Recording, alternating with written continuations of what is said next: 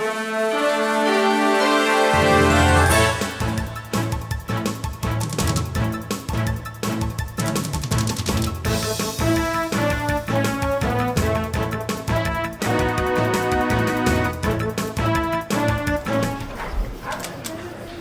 we'll call the meeting to order, and we'll start with the Pledge of Allegiance. If you are a veteran, a first responder, or a retired first responder, you may render a hand salute. I pledge allegiance to the flag of the United States of America and to the republic for which it stands, one nation, under God, indivisible, with liberty and justice for all.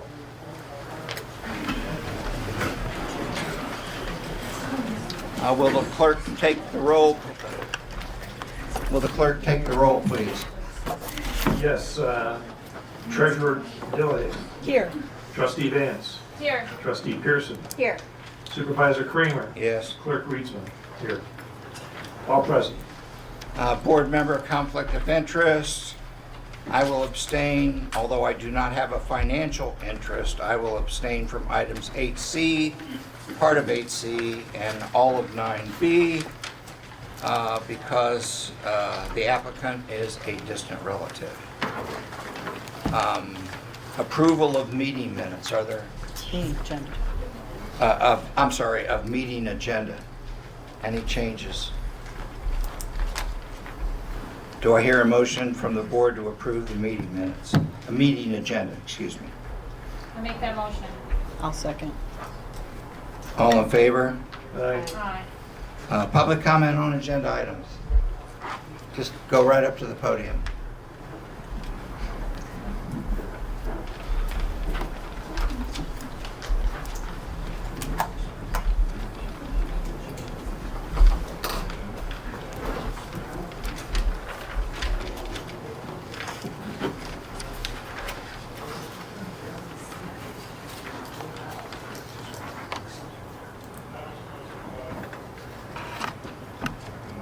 If you forgot, my name is Sally Snyder. Sorry. I don't know whether I want to speak to 9B or 8C because I don't understand what 8C is. I assume 9B is the road abandonment on River Street where the proposed condos are. Is that correct?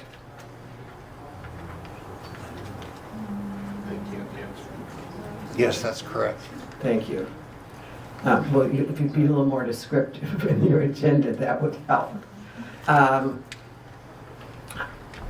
don't know whether I'm opposed to the abandonment or not. I think the township has a responsibility to its residents to do a lot more looking into the situation. Normally, you would not give one of the main streets in your business district to a private individual and reduce parking when in the very near future you're going to have a parking problem in this town. And I talked about a parking problem, I don't know, 5 years ago when we did back-in angle parking trial, and it failed miserably because we didn't have a parking problem then. And what I'm concerned about on that piece is that we park nose in, and I assume that would continue. And so for every parallel parking space, you get 2 parking spaces. We have a restaurant that is not in operation at the moment, and I have no idea. I understand they have 144 seats and 14 employees, and people are going to have to figure out where they're going to park. We do have a slight example over on the Station 310 in that they also have very limited parking and they use the overflow township lot. It works because that was built for the parking for the trail, and it's also used for downtown business during the day, and they're not terribly busy during the day. And at night, starting at 5 o'clock, when their business picks up, the bikers are back, the businesses are closing down, so it's not a problem. And we've experienced shared parking before. I was fortunate enough to be on Marina Park for 20 years and helped develop that piece of property. And one of the things that we did, because we knew Nabanoy would have a problem, there were 28 spots in the boat launch parking lot. And after when the 29th boat showed up, if we didn't suggest where they parked, they were going to park along the road. And that's a narrow road, and we knew the neighbors would be unhappy, the boat owners would be unhappy.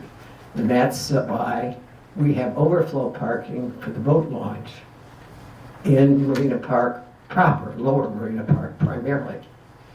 That's a shared piece of property because you have boat launch parking, but we can also have events in that facility, both winter and summer. And I think that's the best case scenario if we can come up with it. But we have to explore that possibility about how are we going to handle a 144-seat restaurant and the businesses that are empty right now along the south side of River Street and along Main Street. Because if you don't have parking, you don't have business.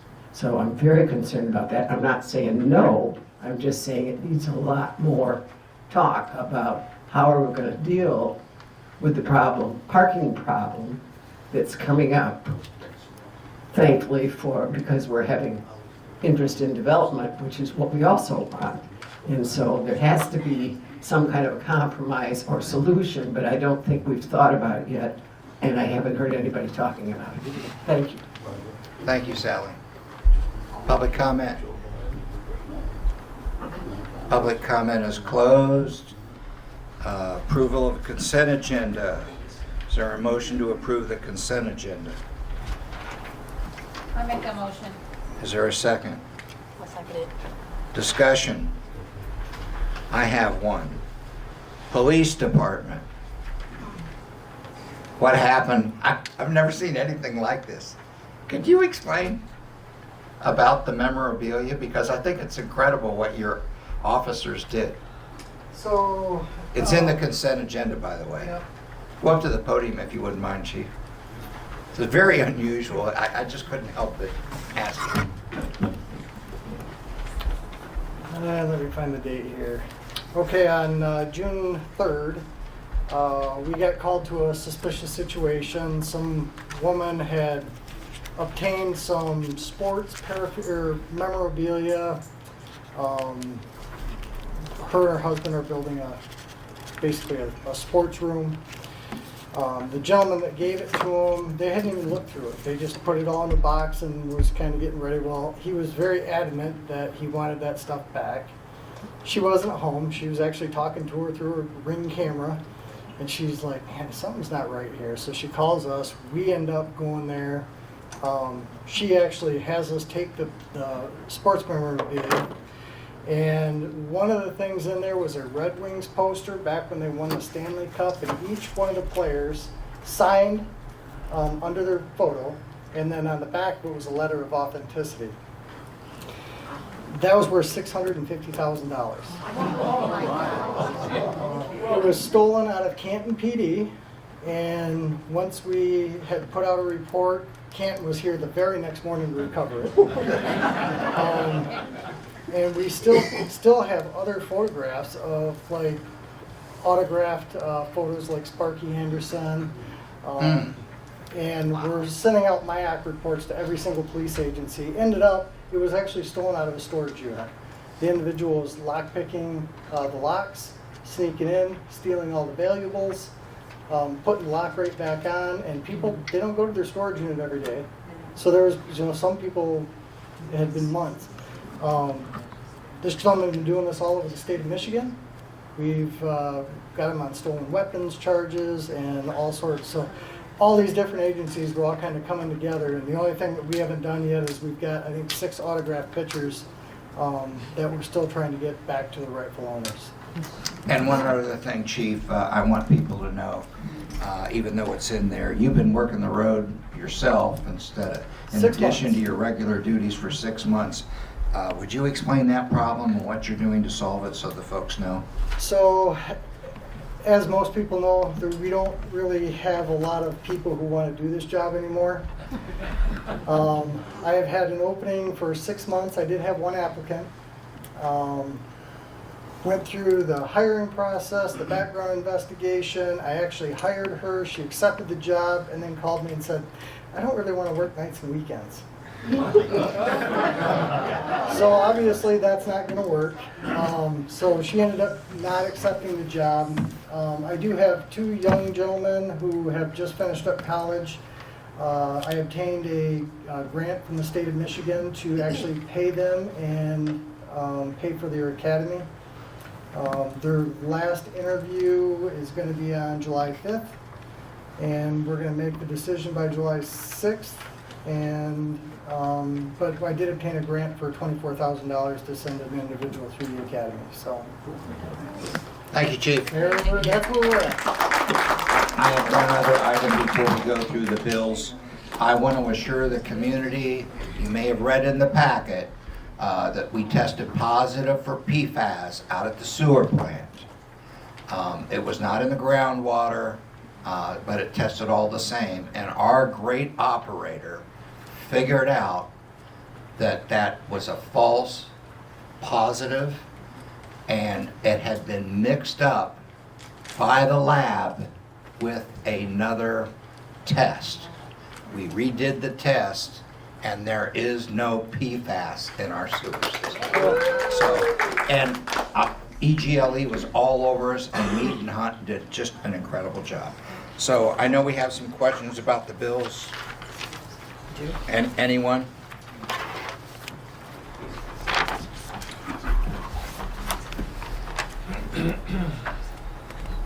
I didn't understand what a Michigan State Disbursement Unit was.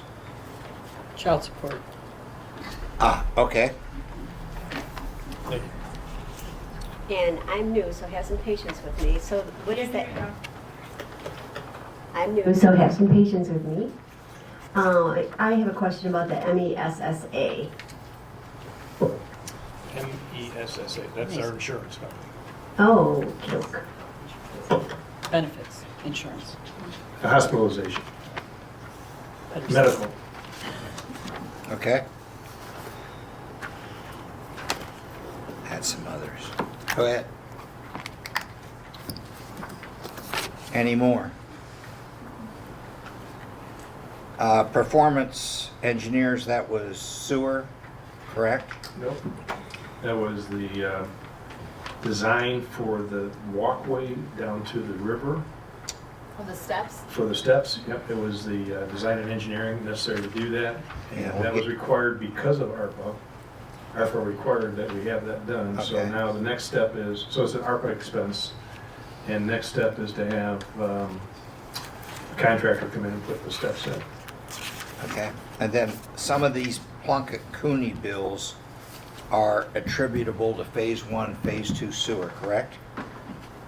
Some of them, yes. I'm going to go through that later, but I think it was, I think it was like 3 of them, right? well, it was $1,600. So whatever, I can't recall which of those bills was, but $1,600 are related to attorney's fees. And we will request later on to have that moved from the general fund to the enterprise fund. Anything else, Ken? I have a question about the project for the arts and ideas. What exactly does that entail? If you go down to the fish and you see those wonderful kiosks, as part of our grant for the boat docks, we had to have a kiosk. So that is 50% of the payment for the kiosk, which includes the design and working with the tribal historian. And so that's a work in progress.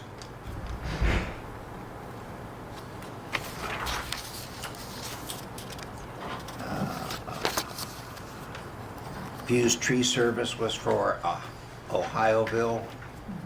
Fleet card program, is that you, Chief? Yes. Okay. Yes. Okay, that's all the questions I got. Any other questions on bills? Any other questions on any other item in the consent agenda? All in favor? Aye. Aye. Opposed?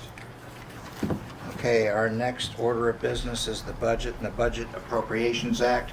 I make a motion to suspend the rules of requiring to make a motion so we can discuss the budget in detail by cost center. So that's my motion to suspend the rules. Is there a second? Exactly what I was suspending for the bills. We're normally required right off the bat to have a motion For the Appropriations Act. for all of it. And I'm asking that we have a discussion first, so we would have to suspend the rules to do that. Oh, I'll second that. Or alternatively, we could have a motion to adopt the budget, Right. which I would propose alternatively.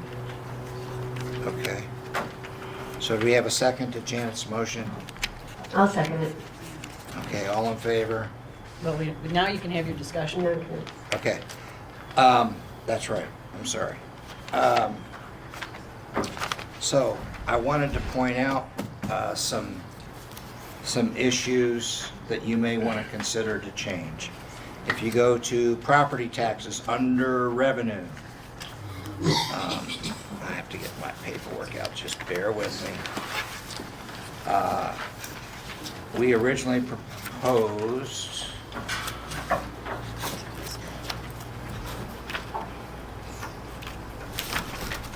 just let me get to it here.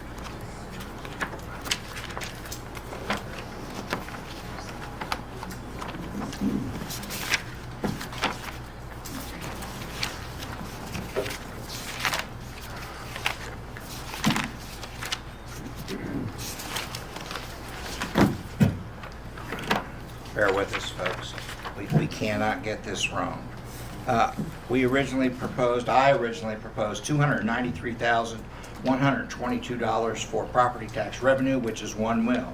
However, with checking with the county treasurer and other township treasurers, we are limited by the Hadley Appt to 9.9765. Therefore, that property tax has got to be changed to $285,992.22.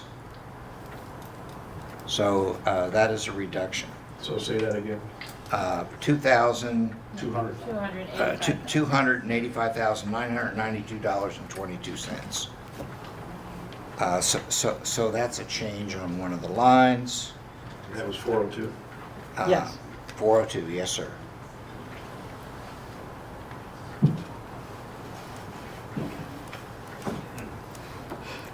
The next one, in view of what I'm seeing, I recommend that we change land sales from 25 to, from 20 to, I'm sorry, where are we? From 25 to 35. Just give me the line item. 643. 643. 643. Not zero. So. And you want to change that to what again? 35. 35. So the new figure in total revenue would be $828,570.09. That's the old number. That's the old number. The new Yep. number would be $831,447.22. 831, 437, 22. Correct. 447.22. 447. That's the recommendations on revenue. Just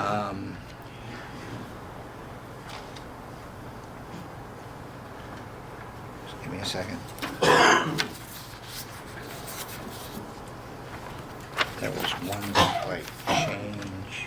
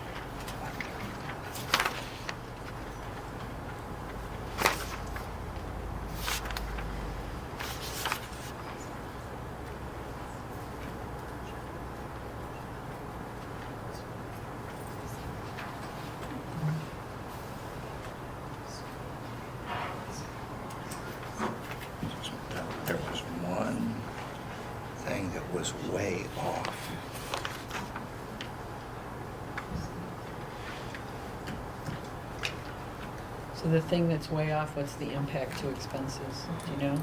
Roughly? $2,000. $2,000. So, they're The looking- auditor in me says not material. Okay. Yeah, because it involved FICA and MESC. Oh, Okay. And then after that, Is there a change there, or So what was the change? yes, the total, which line item? the total of cost center 101. All right. At the underneath, extraordinary penalties should read 135, 328. It's very minor. Say that again. 135, 328.02.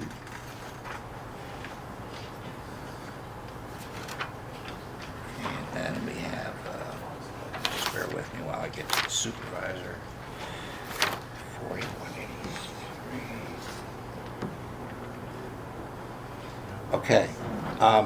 Also, on the supervisor line,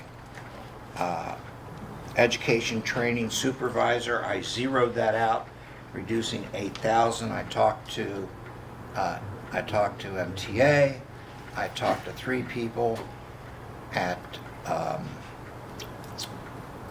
MEDC and 3 people at NEMCOG. All the training that I'm required to take is free, so I have no business asking this board for $8,000. That would put the new salary, the new bottom line for the supervisor at 33,683.55 versus 40 plus. Could you repeat that? 33 what? 33,683. 55 cents. And we're zeroing 916 to 0. Correct. The other thing I'm recommending to the board, gotta find it, contingencies. I reviewed our post-audit policy, and our post-audit policy says that in an emergency, the supervisor only has the authority to spend $20,000. And we have a general fund policy of 50% of our general fund revenue must reserve and remain in reserve anyway. So it just makes sense to reduce that contingency fund to $20,000 is what I'm proposing. And can I speak to that? and that is, yes ma'am, So- that is line 101-209, 941. So I'm not entirely familiar with the details of what the supervisor is allowed to spend in an emergency, but I would say that's a one event, not a year, an annual event.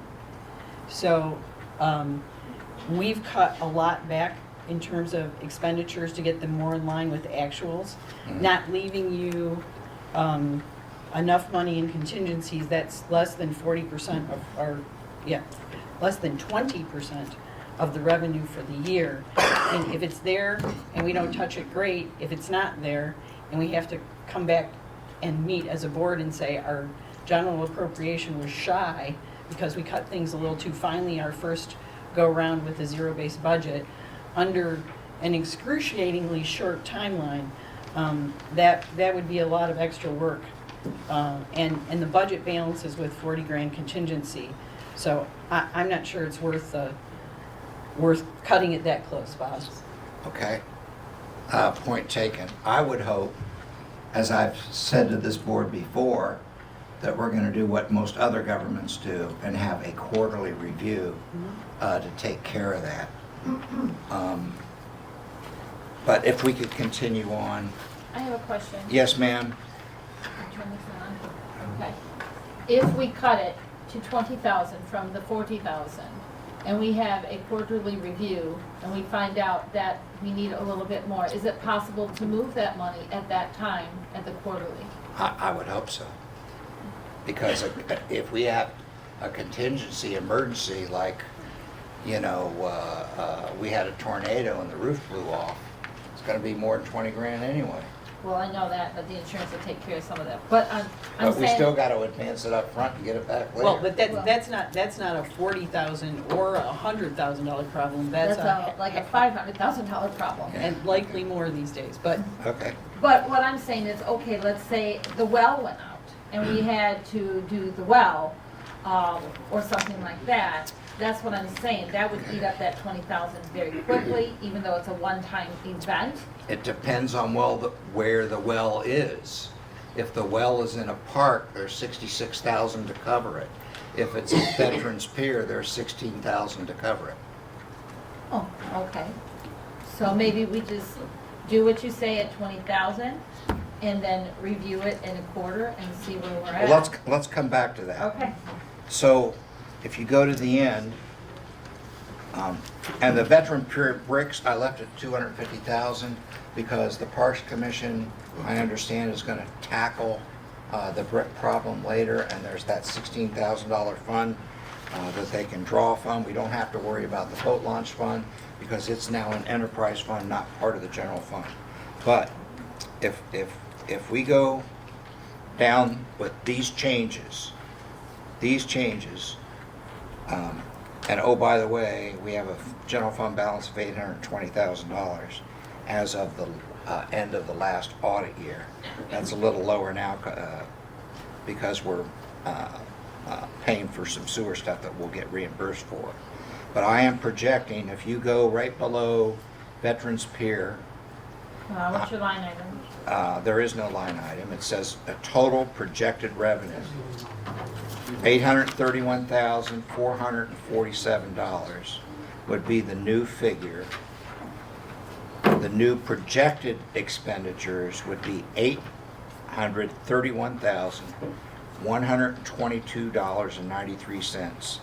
That means we would have a positive balance if we spent it and got the money to the penny, which we won't. We would have a positive balance of $324.29. So we would have 0.04% positive budget, rather than past years of 22%, 24% overspent, and the previous suggestion of 51% over revenues. It's just my experience. We need to try and have a balanced budget. Will we be successful the first time? Maybe. Maybe not. But I think that we're learning how to tighten our belts. I think we're starting to learn to have efficiencies. I got to tell you, Doug's been really working hard on getting some efficiencies by doing stuff at the same time. I personally think that we can make it happen. I can't guarantee it, but I think if we all work together on these quarterly reviews, that this will be the first balanced budget in a long time. And you know what? If we're over 2 or 3%, that's still balanced in my book, right? Because it's immaterial. as long as it's sustainable, yes. So, whatever you all want to do, those are my suggestions. But regardless, we do have to collect. We do have to change that revenue because of Hadley. Are those the only changes that you made, Bob? That's it. Because remember, before we were within 2.49%, 2%. Yeah. 2.39%. Yeah. So these aren't major changes, but I really don't want to overstate revenue. That's a bad road to go. Now, I personally think our revenue is going to skyrocket. If it does, that's good. As we get out of the real estate business. Yeah. But hopefully, this board will see fit later to put that away for capital improvements. Much needed capital improvements. So I think the revenue side is extremely conservative. Very conservative. One thing that I should mention, Bob, the liability insurance is going to go up by about 50%. Okay? Ouch. Where, 15 what or line? 50%. What line? Well, it's allocated across a number of different lines. Okay. But it was 23,500 this past year, and it's going to be 31,000. Should we account for that now? Well, I'm just saying for contingency, you may want to leave that there, Okay, because other things are going to be more expensive. okay, Part of the expense is due to, changes in our asset base, new cars, things like that. So okay, it's something we need to okay, follow up on, but that's the, okay. Well, you're just giving me one more reason for a quarterly review, aren't you? absolutely. So, that's what I'm recommending. It's up to the board now to decide what they want to do.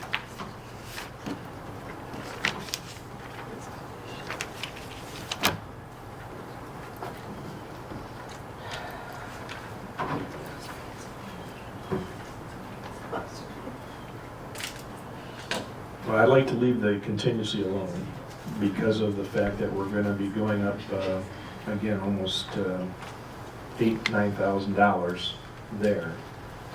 There's other unforeseen expenses associated with elections because the election laws still haven't settled down yet. We still can't forecast how we're going to, what that exactly is going to be. So I think you ought to leave the 40,000 there.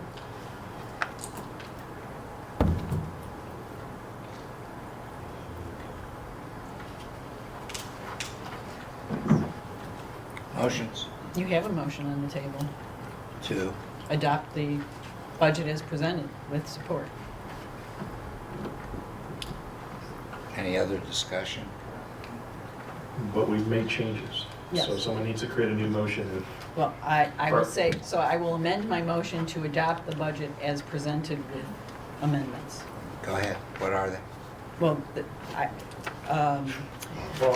so we can go back through, The ones I change made the property was- taxes, Yeah, change land sales to 35,000. change the supervisor line, Change the supervisor line to 0. right? Leave the contingencies alone. Yep, Okay, hang on just a second. Okay, so that new figure for expenditures would not be 831, 122, it would be 851. How am I gonna tell?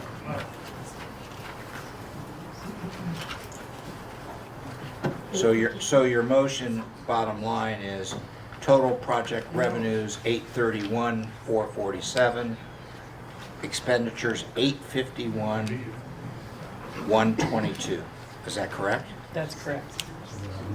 Does everyone understand that?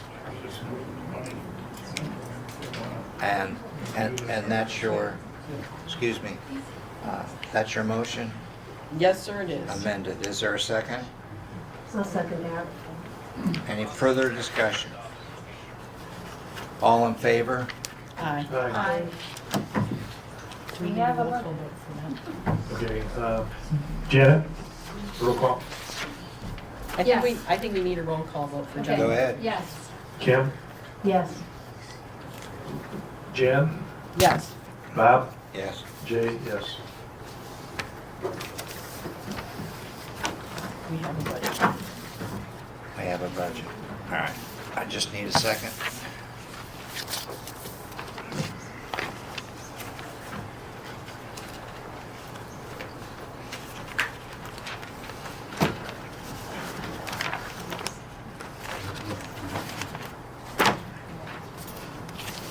I gotta transcribe these figures if you'll give me a second. General fund was 850, The income was 831. and which is now 8. No, it's still 831, 447 and 22 cents. Okay, and the new expenditures was higher, Yes, 8, 851. I don't have the rest. I rounded it. I got so- it. Okay, good. 851, 123, correct? 122. 122? Okay. Thanks, Kim. I'm required to read the General Appropriations Act, correct? Yes. Yes. All right, people, hold on, it's gonna take a while. General Appropriations Act Resolution, Tuscarora Township, Sheboygan County, Michigan.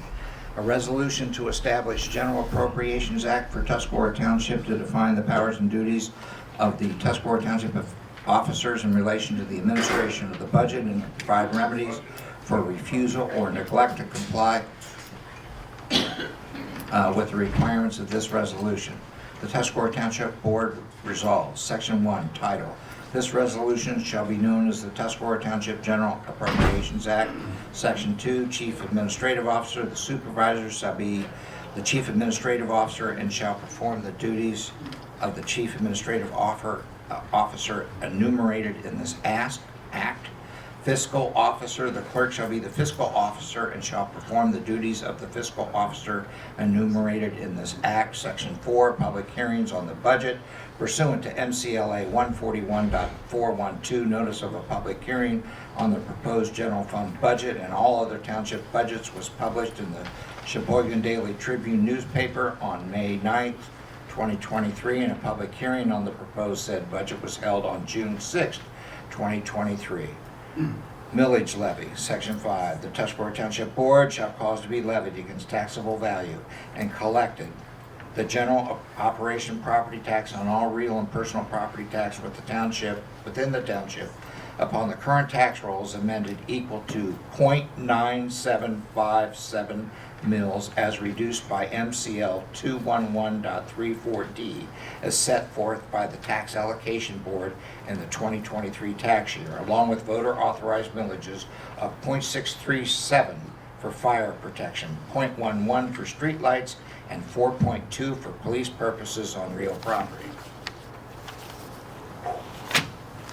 Section 6, estimated revenue for fiscal year 2023-24, general fund $831,447. Road special assessment $120,743. Police $1,315,612. Sewer debt O&M RRI $288,335. Streetlights $34,054. Fire protection $196,862. Boat launch revenue $12,000. Section 7, estimated expenditures for fiscal year 2023, 2024. General fund $851,122. Road special assessment $250,000. Police fund $1,261,277,000. Sewer debt O&M RRNI $307,050. Streetlights $38,000. Fire protection $196,866. Boat launch $7,500. Section 8, adoption of budget by reference, the special assessment, road special assessment budget, the general fund budget, and all other township budgets of Tuscarora Township are hereby adopted by reference with revenues and expenditures as indicated in Section 6 and 7 of this Act. Section 9, adoption of budget by cost center, very important. The Tuscarora Township Board adopts the 2022-2023 fiscal year road special assessment district budget, the general fund budget, and all other township budgets by cost center. Township officials responsible for the expenditures authorized in the budget may expend township funds up to, but not to exceed, the total appropriation authorized for each cost center and make transfers among the various line items contained in the cost center appropriation. However, no transfer of appropriations for line items related to personnel or capital outlays may be made without prior board approval by budget amendment. Section 10, required actions and certifications. As a condition of funding, every elected and appointed official, Board of Trustees, Parks Commission, Planning Commission, Airport Manager, members of Citizen Task Force, and employees in the township working for the general fund shall certify in writing that they have received, read, and understand the township's board and administrative policies manual dated January 13, 2023, hereby referred to as policies manual as amended by filling out and signing the yearly acknowledgement form no later than August 1st, 2023. This includes the Code of Ethics listed in Chapter 3 that we're all required to sign and the appropriate disclosures if required. The chief of police will also fill out and sign the yearly acknowledgement form. As a condition of funding for airport operations, the airport shall submit the previously requested airport operations policy and updated emergency plan for inclusion in the Township Policies Manual by August 1st, 2023. Hopefully that'll satisfy our insurer. Section 11, appropriation, not a mandate to spend. Appropriations will be deemed maximum authorizations to incur expenditures. The fiscal officer shall exercise supervision and control to ensure that expenditures are within appropriations. Section 12, limit on obligations and payments. No obligation shall be incurred against and no payment shall be made from any appropriation account unless there is sufficient unencumbered balance in the appropriation and sufficient funds are or will be available to meet the obligation. Section 13, periodic financial reports. The financial officer shall provide the board at the board meeting immediately following the end of each fiscal year and at the final board meeting of the fiscal year, a report of fiscal year-to-date revenues and expenditures compared to the budget amounts in the various funds of the township. Section 12, budget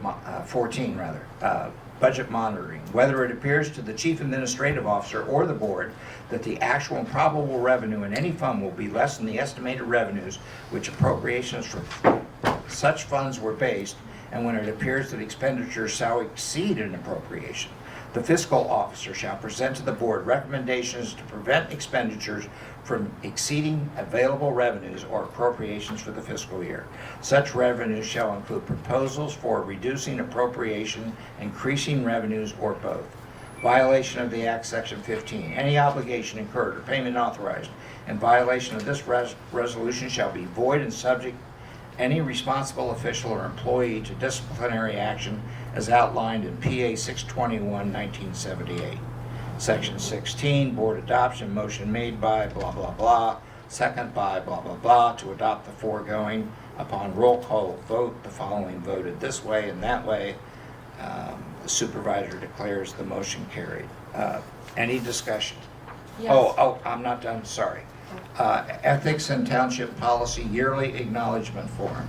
By signing this acknowledgement form, I hereby attest that I received, read, and understand the Board and Administrative Policy Manual, hereby referred to as Policies Manual, as amended, including the Code of Ethics Policy in Chapter 3.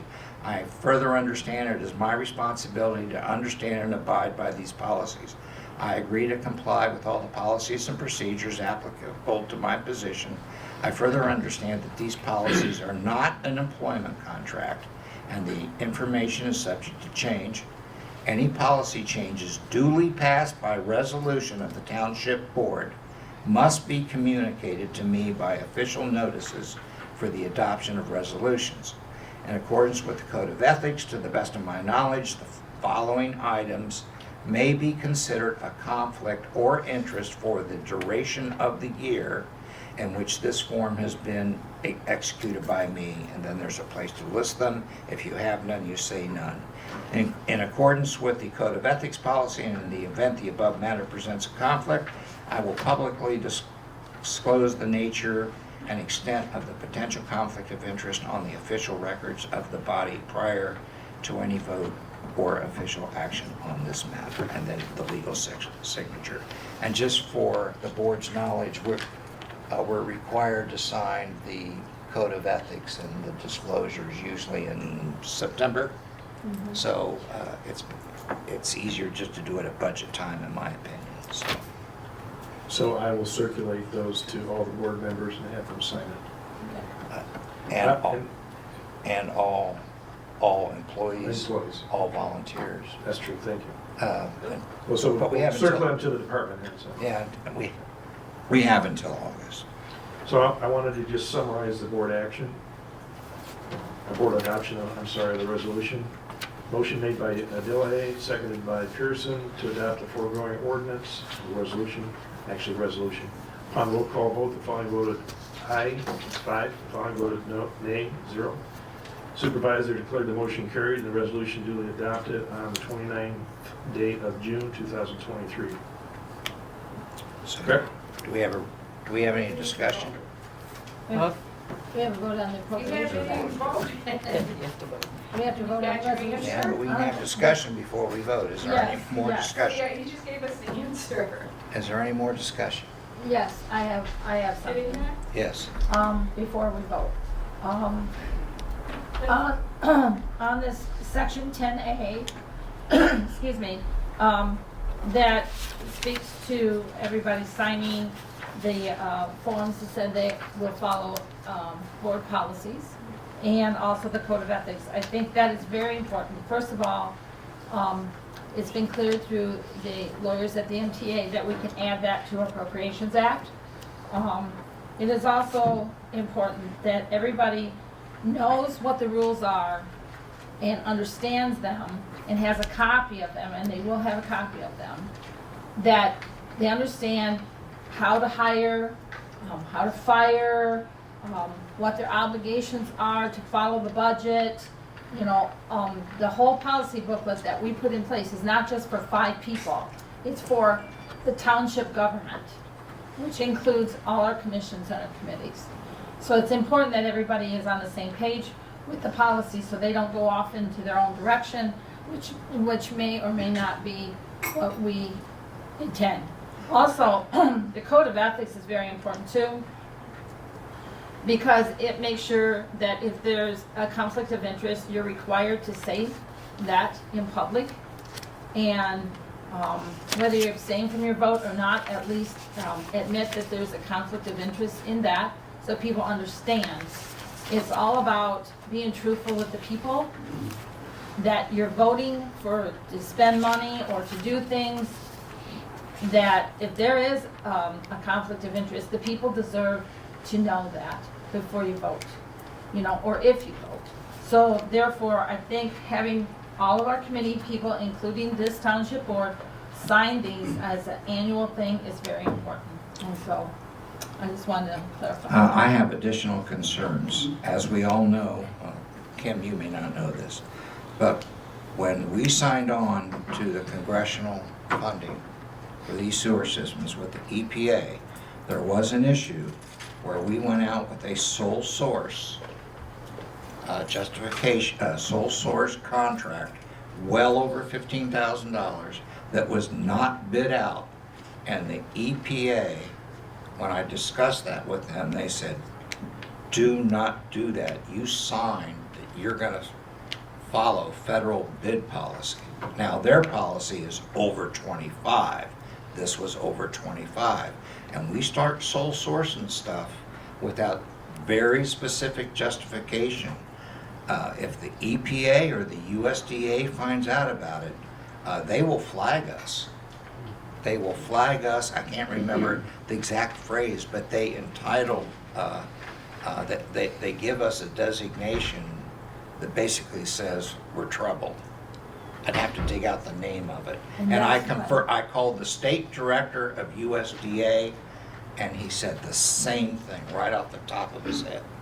So my concern is not so much Chapter 2 about how we run a meeting, but Chapter 4, the financial part that we all work so hard on, as well as the equal opportunity part in Chapter 5. I think so. I think that's in There has to be employment. protections for employees by federal law. They've got to be documented. And when we go to, if the sewers go forward, we have to sign documents for these loans and these grants. And we've got to certify that all that's there and we're following them. The whole government of Tuscarora Township, not just this board, Exactly. has to follow. Right, and in fact, this problem with the EPA wasn't even a board, it was another department, but we fixed it. So, that's the reasoning that it's there. In other words, when you take money from the federal government or the state government, you gotta go by the rules that they tell you to. Whether you Well, a like lot it of or folks not, don't they- realize, you know, they tell you what you gotta do, but they won't give you the money. The bathonettes in the bathroom have nothing to do with the sewer system, but when Congress decided that they were gonna allow this program, they said that's what you gotta do. The changing stations in the. Right. Yeah. And you've got to have handicap doors, even though it has nothing to do with the sewer system. So there's a lot of times that the federal government, they tell you what to do as a condition, but they won't give you the money to do it. And you have to do it, or you lose it. Use it or lose it. So, any other discussion? No more discussion? No more Then I'll discussion. ask the question again. What I had read was what we agreed to from the budget, so now we need to decide who's making the motion for the general appropriations. I will make that motion. So Vance makes the motion, seconded by, I'll second that. go ahead. Roll. And to adopt the foregoing resolution upon roll call vote, the following voted: Roll. Janet, Yes. Kim, Yes. Bob, Yes. Jan, Yes. and Jay, yes. That's 5. Declared adopted. Declared adopted, thank you. Next item. And then Jay, you'll be responsible for getting to the department heads. The conflict of interest? Yeah. Yes. Okay. I'm in the process of printing books and the forms for everyone. I'm doing it at my home, so we don't have to pay 10 cents a copy for all of this. I'm doing it for I can get it done for 1,000 copies for $3 or something, so. Before we move on to the next subject, I would like to make a motion to make sure we pay all deputies according to the budget. Okay. Is that your motion? Yes. Is there a second? Why, was there something that you weren't doing? We weren't paying them according to the budget until now. We have a new budget now. Yeah, is there a second? I'll second it. Gotcha. Got discussion? We do know that the clerk and the treasurer, deputies are required by state law. The deputy supervisor is not, but that's just a carryover from the last administration. Is there any further discussion? It's already in the budget. All in favor? Aye. Aye. Aye. Opposed? Nay. Okay, no nays. Capital Improvement Plan. Okay, so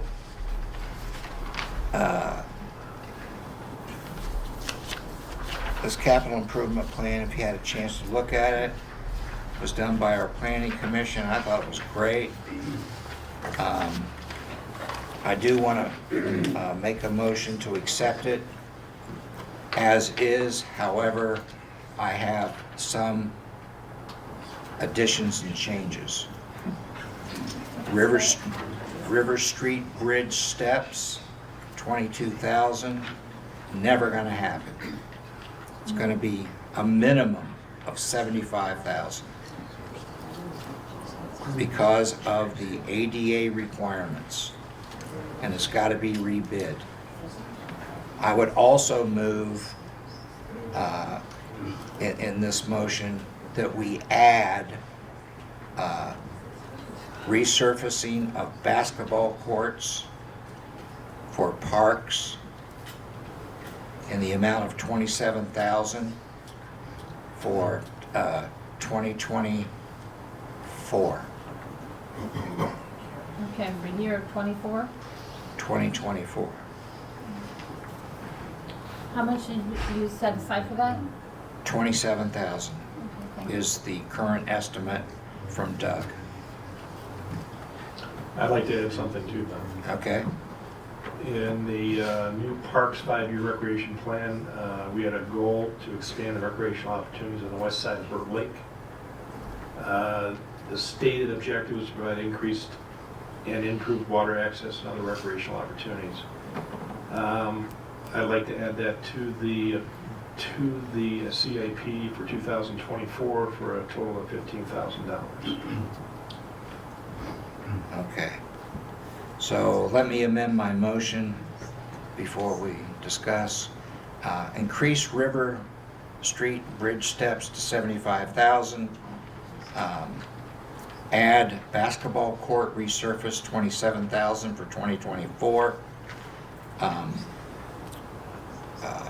West Side Burt Lake Boat Launch 2024, 15K. Is there a second? I'll second that. Okay, discussion. There was one thing I wanted to, So we have both amounts and fiscal years that are suggested in this document. right, Which is very, very heavily weighted to the upcoming fiscal year. And we haven't talked about how we're gonna fund that.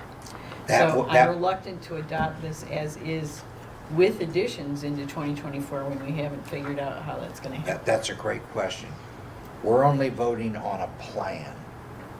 Our next step, after we approve the plan, is to determine what the board wants to fund for the upcoming fiscal year. Got it. Whether it be zero or all, or come back and talk to me later. This is only a plan. So basically, we're just prioritizing what we'd like to see as a priority. That would be the next step, Yeah. yes. Okay. So this is only a plan. It's just like in the parks 5-year recreation plan. They got $1 million or so of stuff in there, if not more. It's just a plan. We're not authorizing expenditures. Thanks for the clarification on that. Her eyes were getting big, like, Yeah. whoa.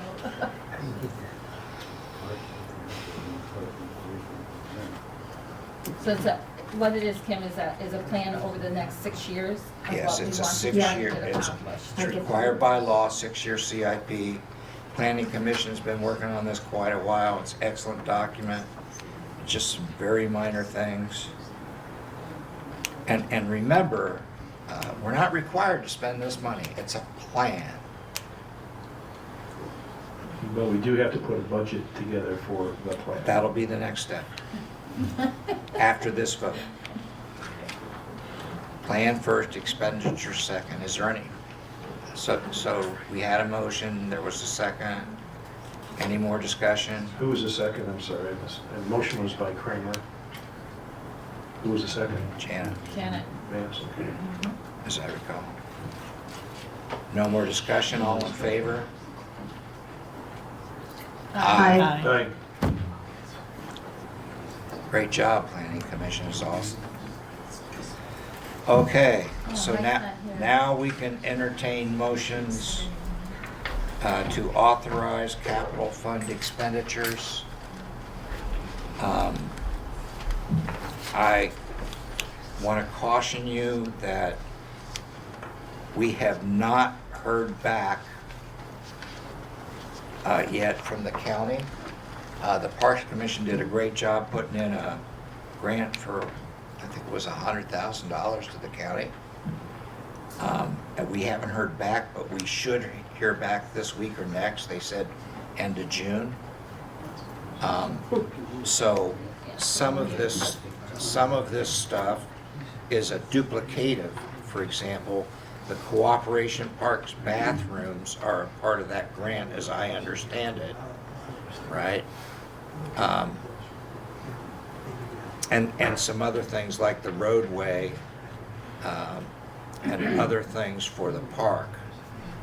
So I believe, it's my opinion, we don't have to approve any spending today. We can wait a month if you want. I would like to see a clearer picture, slow down a bit. I would like the board's authority to proceed with getting prices on this River Street bridge steps and come back to the board. I got an RFP out there because it was pre-authorized with ARPA funds, but we only authorized $25,000 in ARPA. We don't have any more than $25,000 in ARPA. So I would like to, get the board's indulgence to clear that up on prices.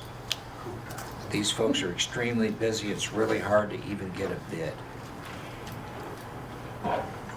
So you want to negotiate price on the steps and anything Well, else? I just want to get prices, period. I can't even get a bid right now. It's just crazy. Well, I think that maybe we should put a lot of the parks, CIPs, on hold for a while until it's a new board that's just still trying to work through, you know, learning what they're supposed to be doing. And I'd like to hear from them what their priorities are, going forward too. So if we could just put this on hold for parks as well, because we can address this at any time, but I want to give them some learning time to let us know what their priorities are as well. Because the CIP list was done before 3 of the parks members were even put on that board. I will say, though, that some of this is dual use, and I make a motion that we immediately approve the truck replacement of $70,000. He's in dire need of that truck, and it's not on any grant application. So I make a motion that we authorize Doug Schofield to procure his truck for $70,000. If we're gonna do that, why don't we also just authorize the initial plan? Well, we did that already. Well, the plan, but I'm sorry, the initial funding, initial project.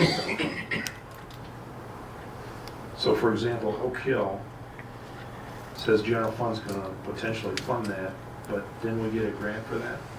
No. No, not for No. that. We got a No. grant for the building, which is close to 20,000 to have that Right. redone, but we do not have a grant for the tree canopies, getting rid of some of the old trees, stump where- removals, So things where's like the that. building on this list?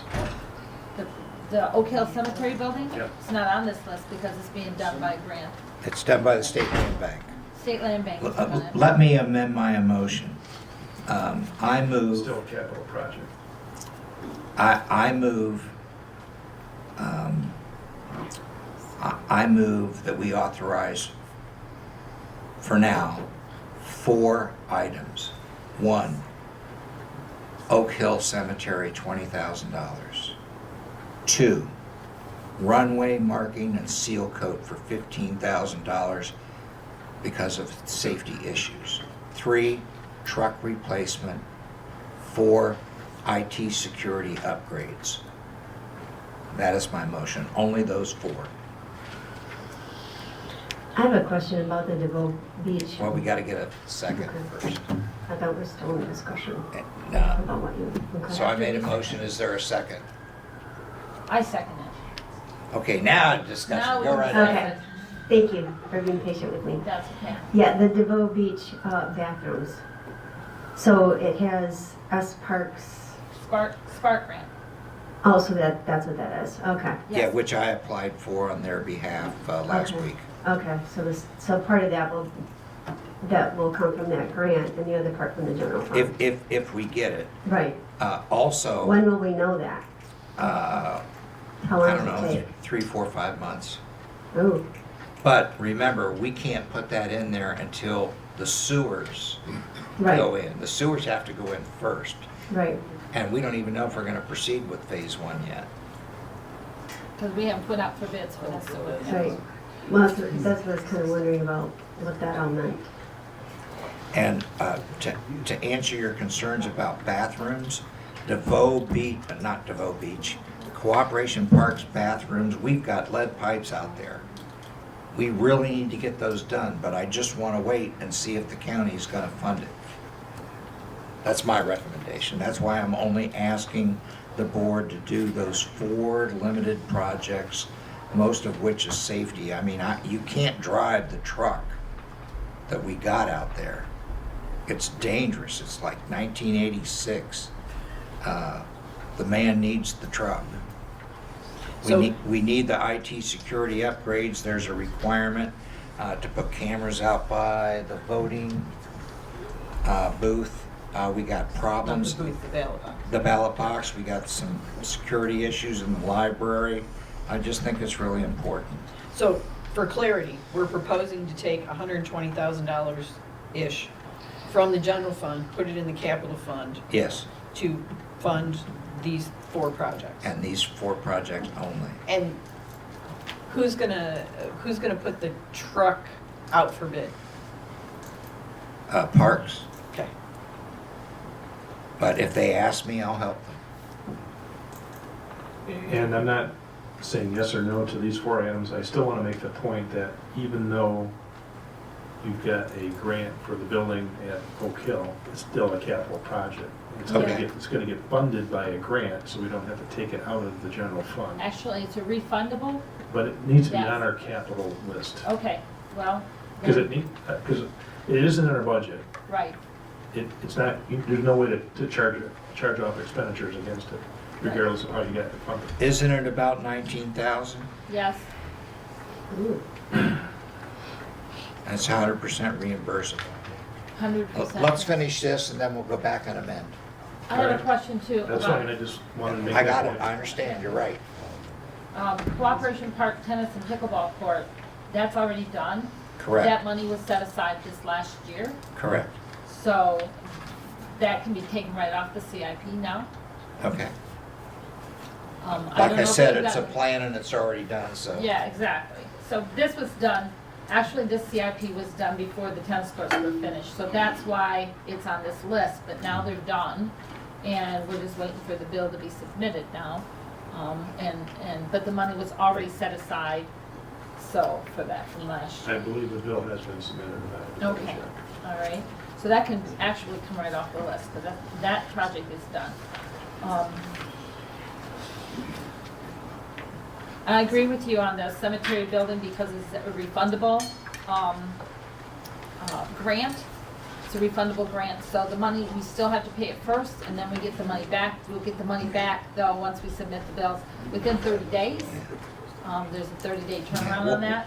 We'll but- handle that after this vote. Yes,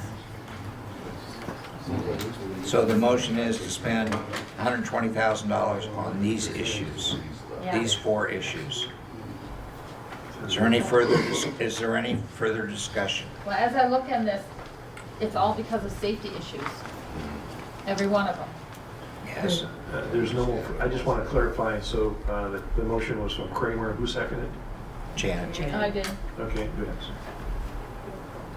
So the runway markings and seal coat, that's important. Mark. That's required, Mark? Very, very, very, yes. yes, very important, very. Okay. I mean, they're almost non-existent. There, you can't see them. It'd be tough to see from here. I mean, it's getting, yeah. I mean, it's hard to see when you're on. And these gentlemen are pilots, so enough said. So roll call, please. Okay, Kramer, Yes. Pearson, Yes. Vance, Yes, Dillahay, Yes. Reedsma, yes. Okay. And Mr. Reedsma, you wanted to make another amendment to the capital improvement plan? Yes, I wanted to make a motion to add the $19,000 required to refurbish Oak Hill Cemetery Building. building. building. I'm sorry, To building the CIP to the CIP this year. this year. Is there a second? I second it. Any discussion? All in favor? Aye. Aye. Aye. Opposed? Thank you. Whew. Thank you for your patience, folks. This is probably one of the longest meetings ever, and it's the most boring, so thank you for hanging in there with us. The next item concerns selling property on Nabinoy. There is a very small lot that is 40 feet wide by 120. The approximate value, according to Berkshire Hathaway, is 32 to 35, although he thinks we should start at 39. And as I said in the brief that's in here, originally they were supposed to get 3 lots of cooperation at Commerce Park to sell, and they only got 2. So, and the other company got 4. In the interest of fairness, I just think it's important to take care of our local businesses, and so I move we sell that property and award that to Berkshire Hathaway. Is there a second? To sell which property, Bob? The parcel on Navinoy listed in your packet. All right. So we're voting to list this with the real estate. For sale. Which real estate company again? Berkshire Hathaway. Now, So is there a second? I'll second. Any discussion? is there any, wait a minute, is there any use that we could use that small lot for? I mean, 40 feet wide? I can't think of anything. If it was 100, maybe. Okay. That's just so small. It is, I mean, you have trouble putting a barn on there. yeah. Any more discussion?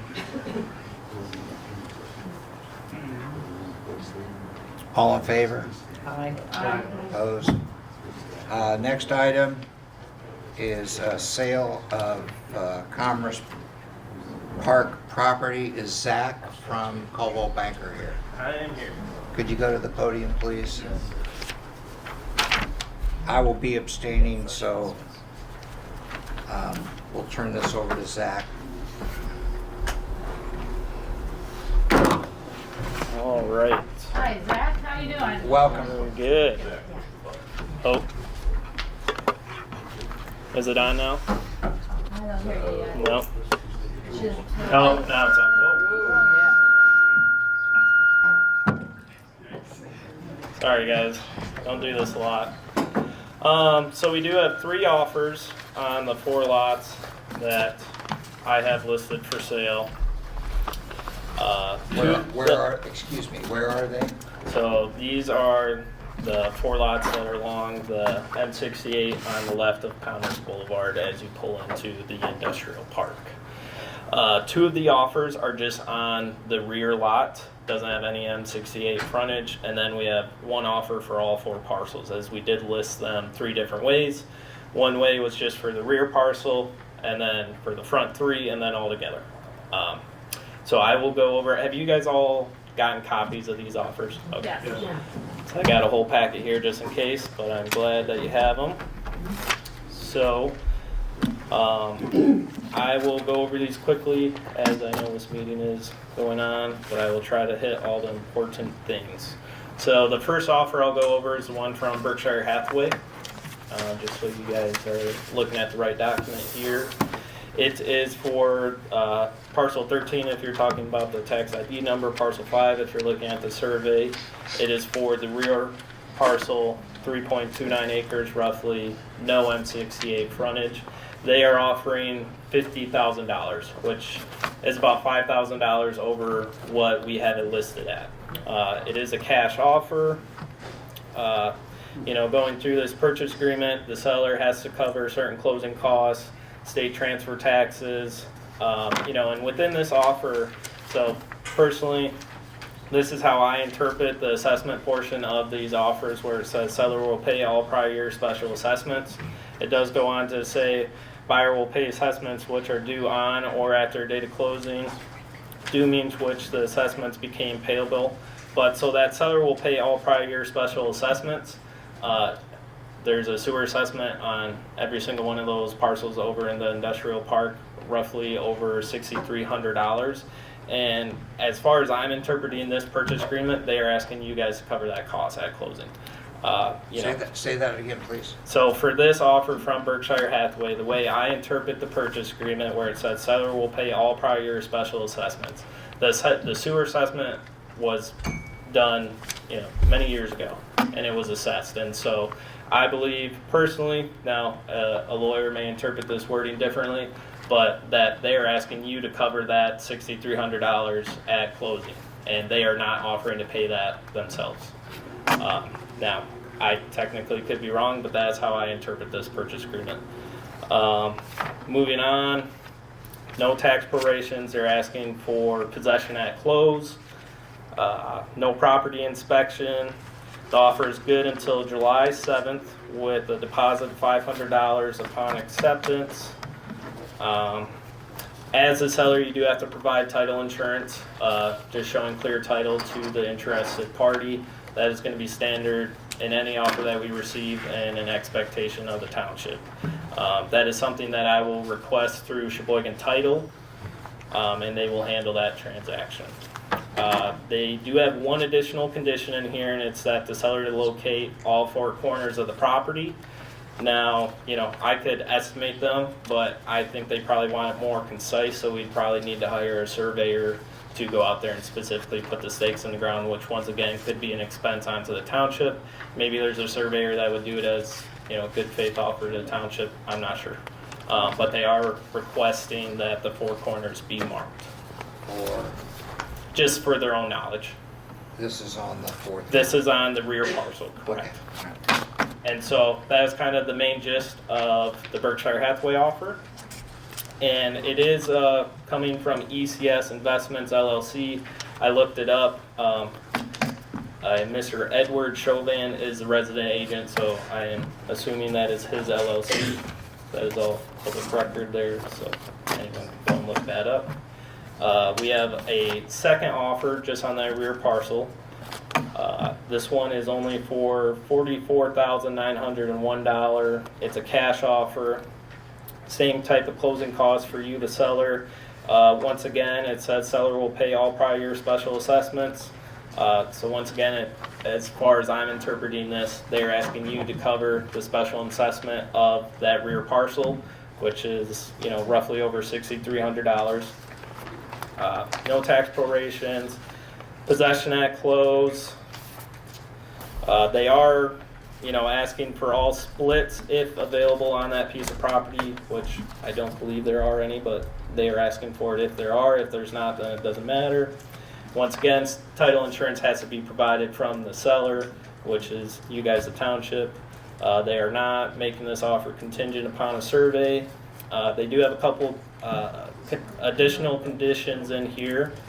And so the offer is contingent on buyer's acceptance of the updated deed restrictions. Closing to be on or before August 1st, 2023, or 15 days after deed restrictions have been updated and buyer accepts the new deed restrictions.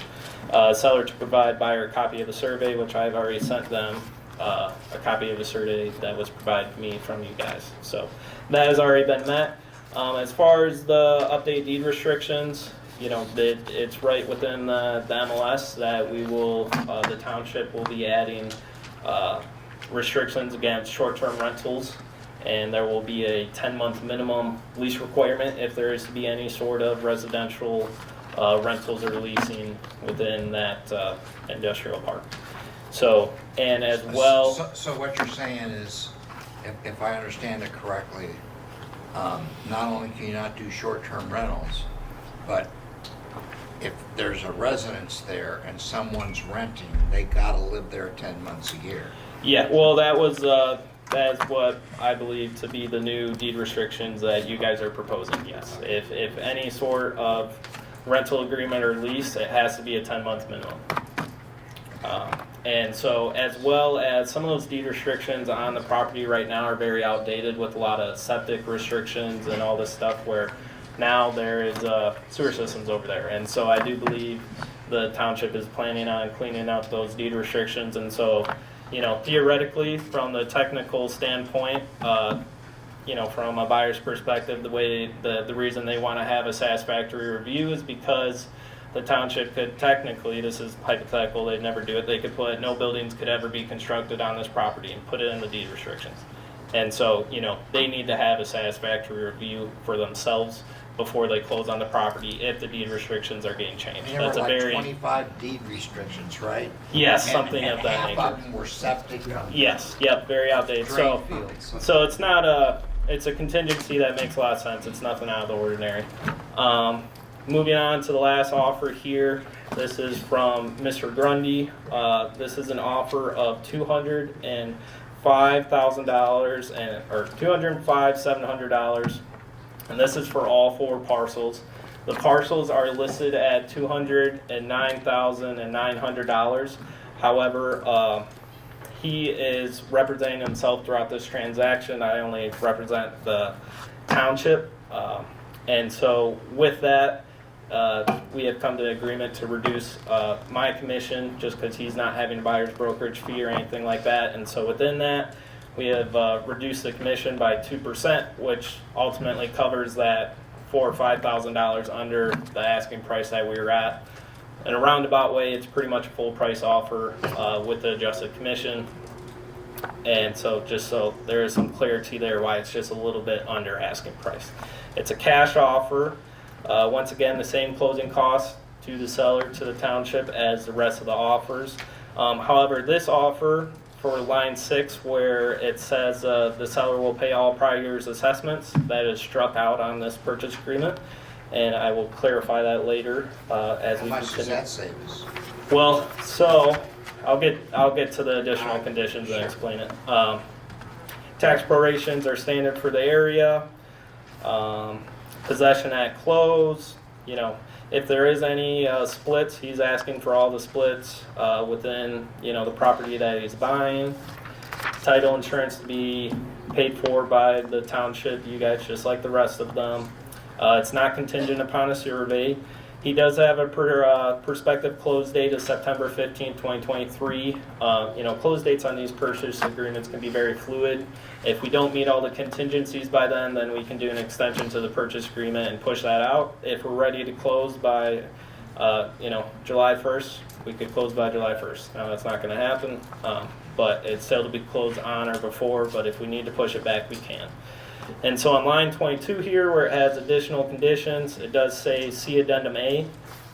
And so if you guys would like to look at Addendum A, and there is a legal description addendum, that's just because the amount of parcels that he is purchasing doesn't fit in our standard purchase agreement, so you have to do an addendum and just clarify the property that he is attempting to purchase. One of these.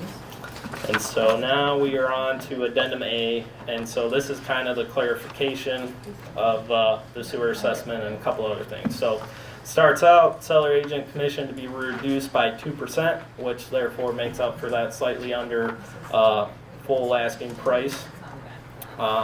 This purchase and sale agreement is contingent upon the buyer's satisfactory review of a preliminary site investigation paid for by the buyer. It's not a cost onto the township at all.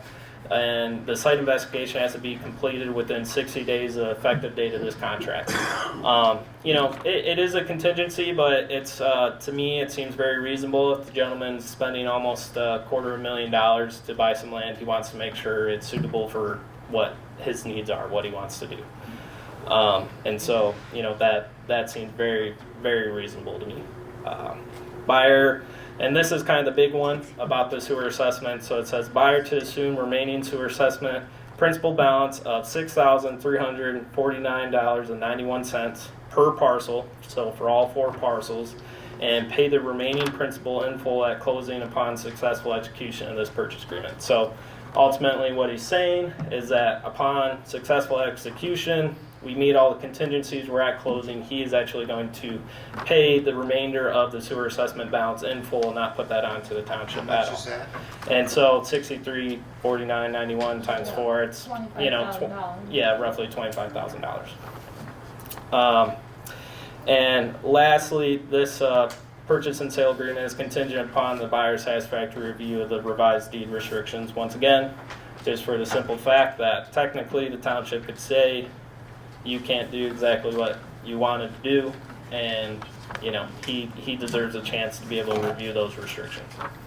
So those are 3 offers. I hope I didn't go too quick. If anybody has any questions, please ask. Yes, Jack, how did you come up with the estimated price of property? Yeah, so there's actually one fantastic comparable sale that sold, I believe, within the last 12 months. I got to double check that date. But so the adjacent property, actually right across Commerce Boulevard, along M68 is 7 acres, and that recently sold for $150,000. So that was your comp. So that was one of my comps. And that comp, if you divide that on a per acre price, that's $21,500 per acre that piece of property sold at. We're actually, I believe, around $23,700. And I believe, you know, our the piece the township has is a little more valuable. It has more road frontage and whatnot. But they had that piece of property listed from 2018 to 2021. I want to say around $24,000, and it never sold. And then in 2022 again, around low $23,000, and it never sold. And then it finally sold at $21,500. And so the fact that we are at 23.7 is setting us up pretty darn good compared to that specific property. And within my competitive market analysis, I mean, there's been a few other sales within there. That's just the best sale because it has M68 road frontage, so it's the most comparable. Right, and it was another large chunk, just like the subject, just like the property that is listed. There was another sale for $25,000. It was 1.7 acres. That's around 14,000 an acre. You know, we're significantly above that, but that was a piece that was removed to the back. It doesn't have the road frontage and the exposure of the listed property. And so there is a difference there, but that shows you where you're not going to be. You're not going to be that low. You're going to be, you know, well above that as we are within our offer price. So here. you're asking, so this was assessed at fair market value, considering where we're at? Yes, I believe this to be a very fair offer, and at the end of the day, you know, if we were significantly underpriced, the property's been on the market for 35 days now. You know, if we were 50 grand underpriced, I think we'd have a row of offers lining up to buy it just as an investment in a roundabout way, you know, at our offering price. We have one offer for the whole piece. I mean, it is a full price asking offer, which is great for us. And I believe that's just Mr. Grundy just trying to put the right foot forward and do the right thing from the start, not play back and forth games with the township. You know, and within this market, I mean, to be exposed for over 30 days and just have this one good offer, I feel like we hit it right at the top, and, you know, township's not losing out on any money. Because if we were under, I mean, I listed a place 2 months ago, we had 12 offers in about 5.5 days. You know, that might have been a little under on my half, but there was some other things with that property that kept me from pushing it beyond where I listed it. But people felt that was underpriced, and we had that kind of reaction to it. We're not getting that reaction here. We got a couple good offers. We got one great offer, in my opinion, if you want to sell the whole lot. And, you know, I mean, I don't see anything concerning within his offer as a reason not to accept it if the township wants to sell the property. And he's willing to pay the assessments on those 4 properties, which is an additional $25,000. Exactly. Good to the township. So you have that on there. That's a good chunk of price. It is. And, you know, the other sales within that, you know, like the 7 acres next door that sold for $21,500. I know those sellers did not. The buyer had to assume that balance as well, and so it is comparable, you know, within that fact. But that is a huge, you know, saving to the township. Absolutely. Just so the board's aware, any money that we get in advance for sewer assessment has to go right to the USDA. Yeah. Let me just point out a schedule conflict here before you guys vote, that they're asking for the deed restrictions to be updated. That is something that is going to require board action, it's going to require legal review. You as a board don't meet next until August 1st, unless you were to do it in a special meeting.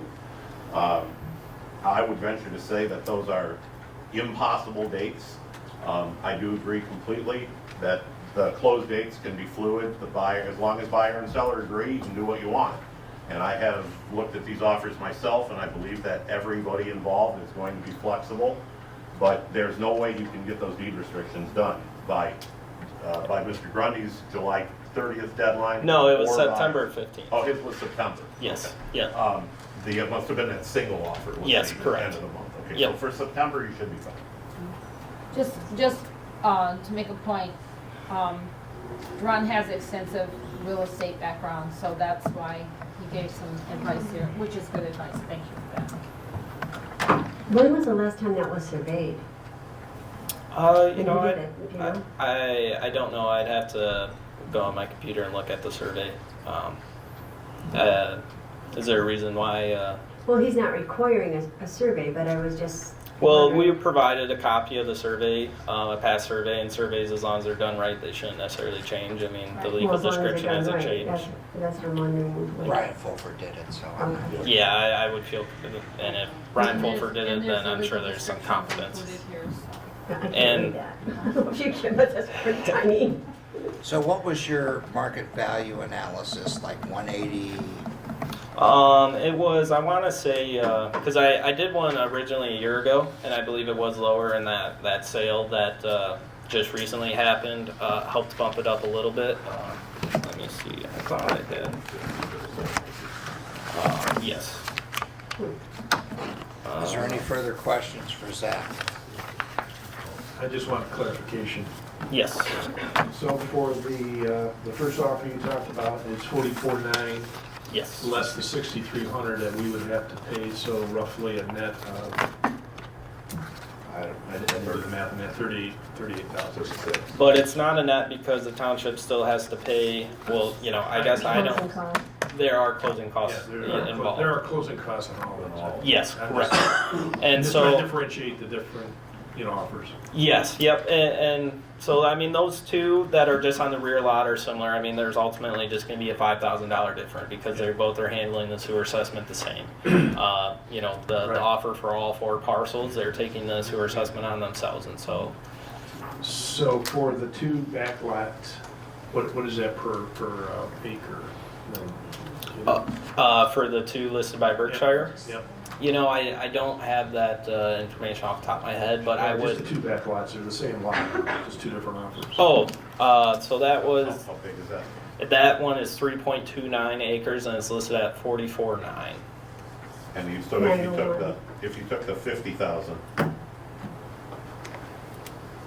that's 15,197 an acre. And that's because that's a rear lot without N68 frontage. No, and I so- understand, it should be lower, Yes. is that a competitive still price? Oh, yes, 100%, because there was a recent sale actually from the township for 1.7 acres at $25,000. Right. Fair enough. Question, Jack. Yes, Those that offered the one lot, yes, that is one lot of the 4 that are available. that in this group Correct. that we did. So if we sold the one, then we'd still have to try and sell the other 3. Yes. Is what you're saying. Yes, if you were to go with one of these 2 offers, I don't know if Mr. Gundy would just be interested in the front 3. You know, I mean, myself thinking from a buyer's standpoint, if he's making an offer, he probably wants the land because it's a good sized piece. Yeah. You know, and he wants the road frontage with it, and so, you know, losing 3.3 acres is a significant piece of land to lose, and Oh, so absolutely. he may not be as interested. Yeah, it'd be more advantageous for him. Yes, to acquire the whole, which is, How many acres is on the 4 lots combined? I believe it's roughly 8.6 acres. 8.66.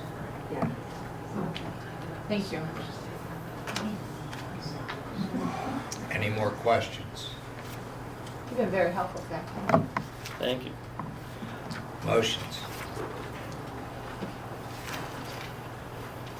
And so with this, just one last thing, so I have talked to the title company. If you guys you make a motion to accept an offer today, one thing I will have to ask who has the authority to sign the purchase agreement and who has the authority to sign closing documents, and it needs to be recorded within the minutes, and then I provide that to them, and then that individual is allowed to sign the purchase agreement and makes it a legit deal ultimately. Okay, so that would be a board authority vote to decide that thing. Okay. Thank you.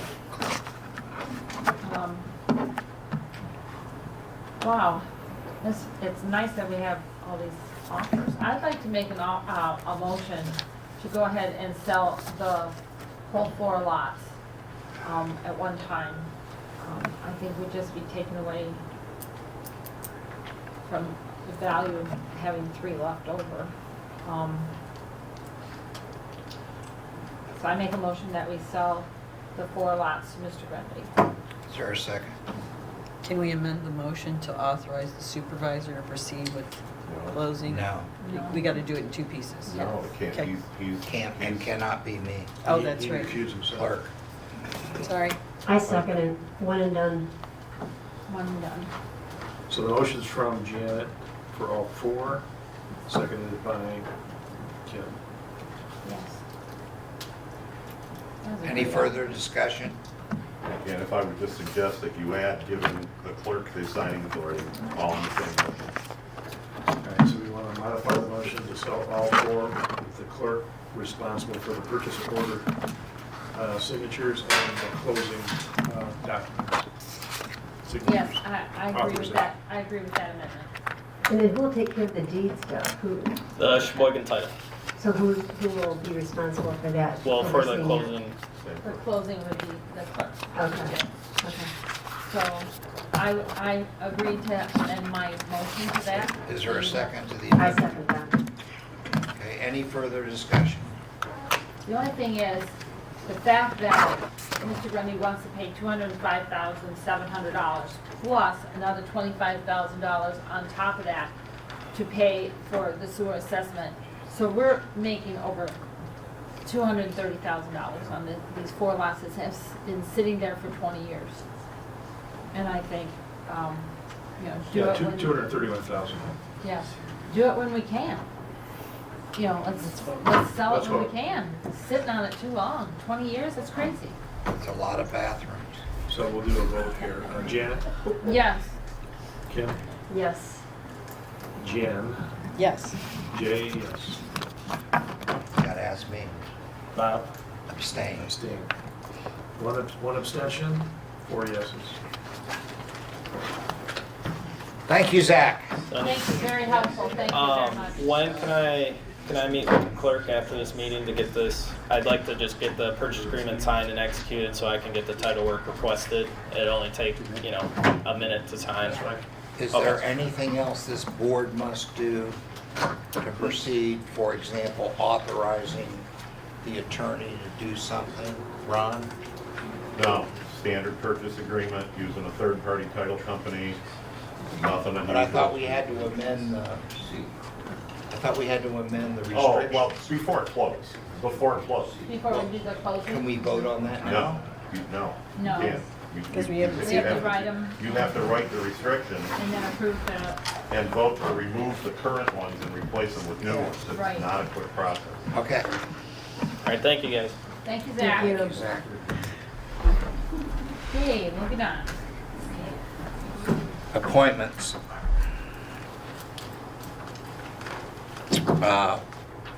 Last meeting, we talked about a business development chair of our business people in town for the whole township, not just downtown.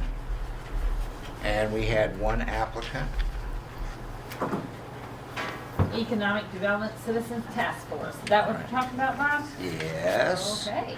And we had one applicant, Mr. Bob Murdock, the owner of Hal Marine, longtime Indian River lover. Yeah. So I move that we appoint Bob as our chair and give him the reins and let him take off. I'll second that. Jan seconds. Is there any discussion? Any questions for Bob? Are you here? Yes, he's here. Yes, you are. Any questions for Mr. Murdock? Haven't put him to sleep yet. You have any thoughts you'd like to share? There was a comment made earlier that people were worried about the area becoming Wayne City. I seriously doubt that we have the land mass to become Charlotte, White Harbor Springs, Petoskey, or anything along those lines, because our commercial properties that are available on 27, let's say from 27 and 68, the intersection of the Sturgeon North, are extremely limited. We don't have enough commercial water frontage to accommodate all of those who want to be here to visit downtown right now. It's a difficult situation. I don't have any transient slips at Hal Marine. I have 53 people on a wait list for a slip at this point in time. Indian River Marine is the same way. So I think we have to be choiceful about what we choose to put downtown. I think there has to be a good mix of available businesses there for people to accommodate any flavor or taste that they want to have for downtown. Remember how many people we do come into Bird Lake State Park. We have a massive visitors. We rent a number of boats. Indian River Marina rents a number of boats. Fay Martin rents a number of boats. I think downtown Indian River can be a mix of businesses that are tasteful, well done, revenue producing. Any person who would like to have a job for downtown, if it's retail, I think would be welcome. And welcome the opportunity to work downtown. I know that I could use 2 more full-time mechanics. I could use 4 more full-time wood and boat people. We can't find the people here, but we have to be attractive enough for a downtown development where people want to be here. I think that, having residential condominiums, I think having capability of people from out of town to be able to come in and visit, to be here to support our business is critical. So how are we going to get people in here to do that? Well, we have to take it step by step. I think public input, if anyone has any ideas, I don't think we need a KY Fry and a Taco Bell downtown. I think we need to encourage existing business owners who have restaurants here and whatnot. Maybe somebody's going to work with Monty on doing something with another restaurant downtown. I think we could probably use another breakfast account, another Christopher's on the weekends during the height of the season. I think there are a number of business people that I've spoken with that would like to have the opportunity to have a business, a year-round business, not just seasonal. So there's a lot of things in flux right now. There's a lot, if you look at Sheboygan, Michigan's had its own problems as far as being able to attract additional business. Private citizens like Marcy and her husband John have done a wonderful thing on Main Street. That has the old adage of success begets success. If it looks positive, people are willing to take a chance. As a business person, I look at the property east of the airport.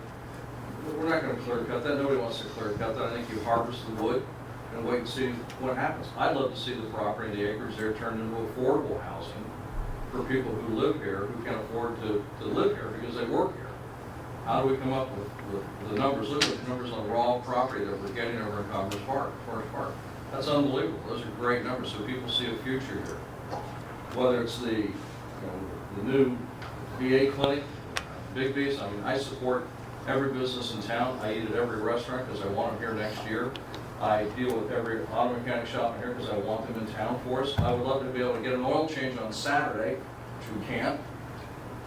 I think what happens in a small town like us, I think if we get ahead of it and we manage the development, find a way to do it, we partner with the business person and say, how can we help you become successful in our town?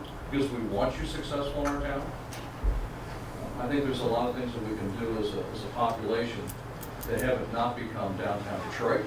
I think it will become a reasonable, wonderful place to be. Street lighting, Downtown Development Authority, additional parking, as Sally just said, is critical. We have to figure that out. If we're going to have the businesses, they have to have some place to park. We have a lot of people bring in trailers, boats, campers, things like that. Where are they going to go? I think the board has looked at several different parcels about parking. I think we have to attract businesses, so that means dealing with MEDC. There's a lot of money out there for beautification. There's a lot of money out there for development. Whether it's a small business owner, SBA, I think we deal with the banks that we're fine. We lost PNC, they're now in Sheboygan only. I think we deal locally with, certainly Citizens National. I think we do a lot of different things in this township, and I think we can find a way to make it grow together. I don't care what side of the political aisle you've been on. I've entertained Bergman, I've entertained Stedman, I've entertained Peters. I'll sleep with anybody to get infrastructure. This is the first time since 1972. I grew up on Crooked Lake. I used to break up chunks of copper sulfate as a kid to clear the weeds in the front garden, the front lake and whatnot. And I remember my parents bitched about spending $100 a year to be a part of the sewer district that went through there. But I will tell you, within 5 years, I wasn't doing that anymore. I wasn't killing weeds in the lake anymore. So the point is, Indian River is the best kept secret. I can tell you from the real estate development on Crooked Lake, Bird Lake, Mullet Lake. Remember 20 years ago, you could buy anything on the river for less than $100 grand. And now look at it. It costs over $1 million on the river. The circus has come to town. We must find a way to get ahead of this so that the circus doesn't pass us by. Sheboygan can't do anything because their infrastructure Can't happen. They blew the Myers. We had several stores that wanted to come in there, but they don't have the infrastructure in place. TJ Maxx wanted to come there. They couldn't be part of that. We have a developer up there who wants to put over 200 affordable homes in the neighborhood. They can't do it because they don't have the infrastructure. So as much as we all want to see the area stay the way it is, we have to find a way to generate revenue. We can't police every lakefront property owner and non-resident. I think that's going to be the future. We have to have stabilization in the economic fabric of this community. Find a way to get ahead of it. Is low-income housing the way to do that? No, it's not. You misunderstand. Low-income housing is Section 8 housing. I'm talking about affordable housing. Is that another way to say it? Affordable housing. It's affordable. No, it's not Section 8 housing. Affordable housing means you can buy in a neighborhood for $210,000, $215,000, $220,000 in 3-bedroom, 2-bath homes, all different in a nice community, and you develop a playground for them, you develop a pet playground for them, it becomes a community. It's not stylized 40 units in an apartment. Okay, order. Okay, so we got to move on, Bob. Yeah, I'm sorry. But Bob, I thank you for your passion. Yeah, sorry, I get long-winded about it. When he says We can he's talk well about it. connected to our senators and our congressmen, he's hosted every single one of them and their staff. I can't think of a better pick.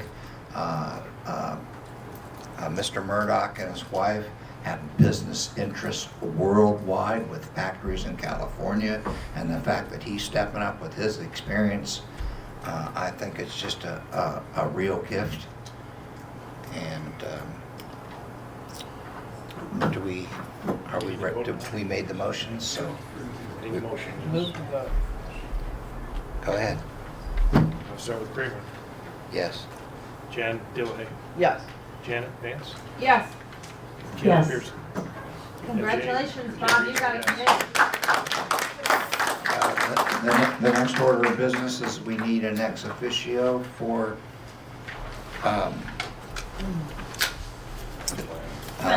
no, we need an ex officio for Bob's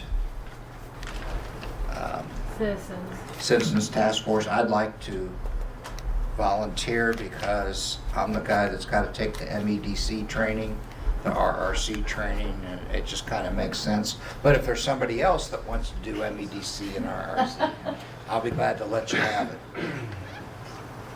So you're saying you can teach an old dog new tricks? So I'll entertain a motion gonna for hold the you to ex that. officio to represent the board with Bob's new task force. So moved. Do we have a motion to make one? Jan made the motion, didn't she, Mo? Yep. Two. Yeah, I'll second it. All in favor? Aye. Stucky. Kramer, you got a new job. Okay, now we need an ex officio for the planning commission. I just want to make something very, very clear before we go down this road. There was nothing illegal about the supervisor being the ex officio on the planning commission. I want to make that really clear. Mr. Ridley, the supervisor, did it for years. However, it's not the best recommended practice according to the MTA, because the supervisor is the one that appoints the folks with board approval. So I am asking this board for a volunteer to be the ex officio on the planning commission. Or I'll pick somebody. Will be drafted. Jan, what do you think? Did you want to do this one? Or are you too busy? If you're too busy, I know you work, you know. Yeah, I would love to say that I have the time to do that, but that would absolutely be negligent on my part. So I'm going to say thank you for asking, but no. Well, then I'll volunteer to be the ex officio on the planning commission. I think, Kim, it's too early for you to get all Yeah. into all that. That's, you know. I've been on the board for 7 years. I guess it's time for me to step up and be an ex officio of something, other than the sewer committee, right? I motion to appoint Janet Vance as Oh, the ex let's officio make for it the all planning official. commission. I second that. Listen. All in favor? Aye. Let's move on. The audience even said aye. DDA, because of some administrative issues, Diane Friedrichsen's term expired on the 1st of June. She has agreed to continue to serve, and under my authority under paragraph 2-221, where any board member can immediately nominate someone for an appointment, I'd like to nominate her for another 3-year term. She's done a great job. And She has. we still will have one other opening that's being advertised, Right. but Mr. Yadick has agreed to stay on until we can go through that process. So I nominate Diane Friederson for another 3-year I term. second it. She's a very, very good person. Any discussion? All in favor? Aye. Aye.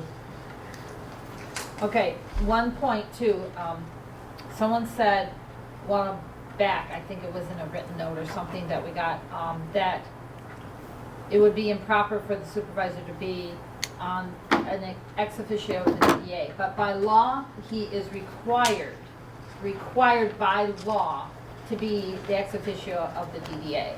So just making sure that everybody understands that, so. Okay. Next item, Planning Commission review.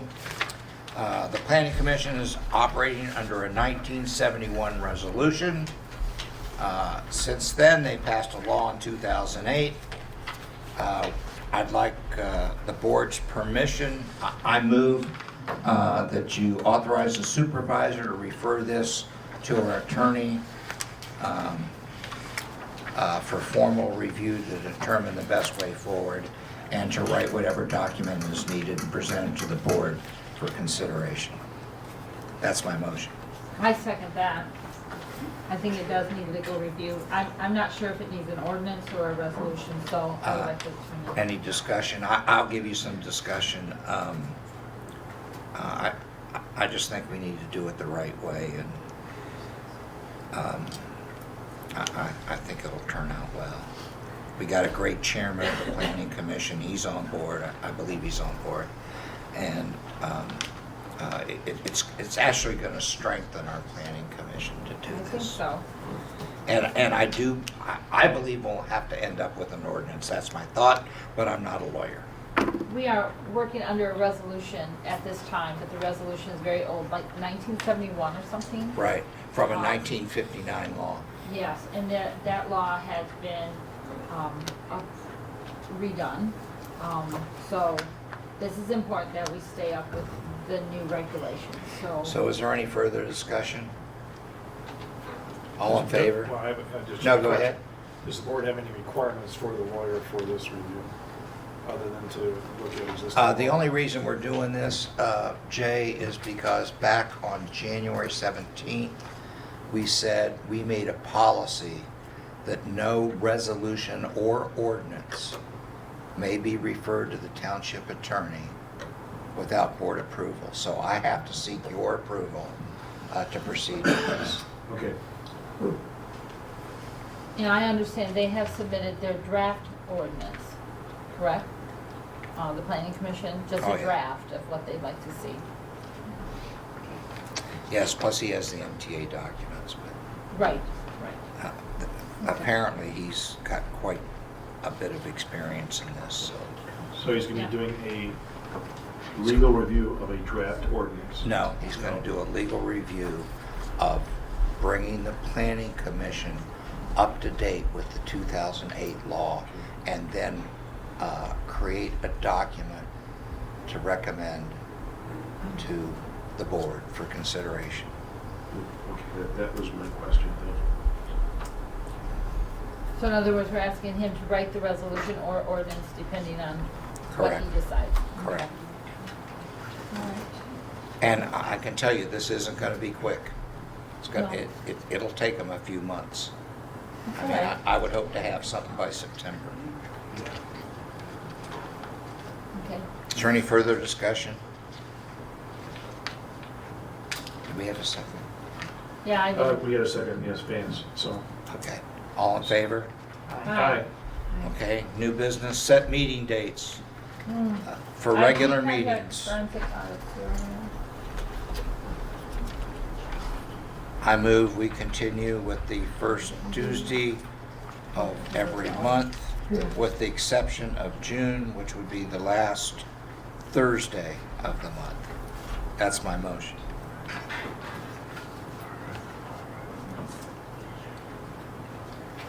So let me write that down again, motion to continue. With first A Tuesday. motion to schedule regular meetings for the next fiscal year, the first Tuesday of the month at 7 PM, with the exception of June, where we will also have a second meeting on the last Thursday of June. You also have 2 elections. Yes, I was just going to say that, with the exceptions of election years as Yeah. well. Right. Thank you. I was just going to say that. Thank you.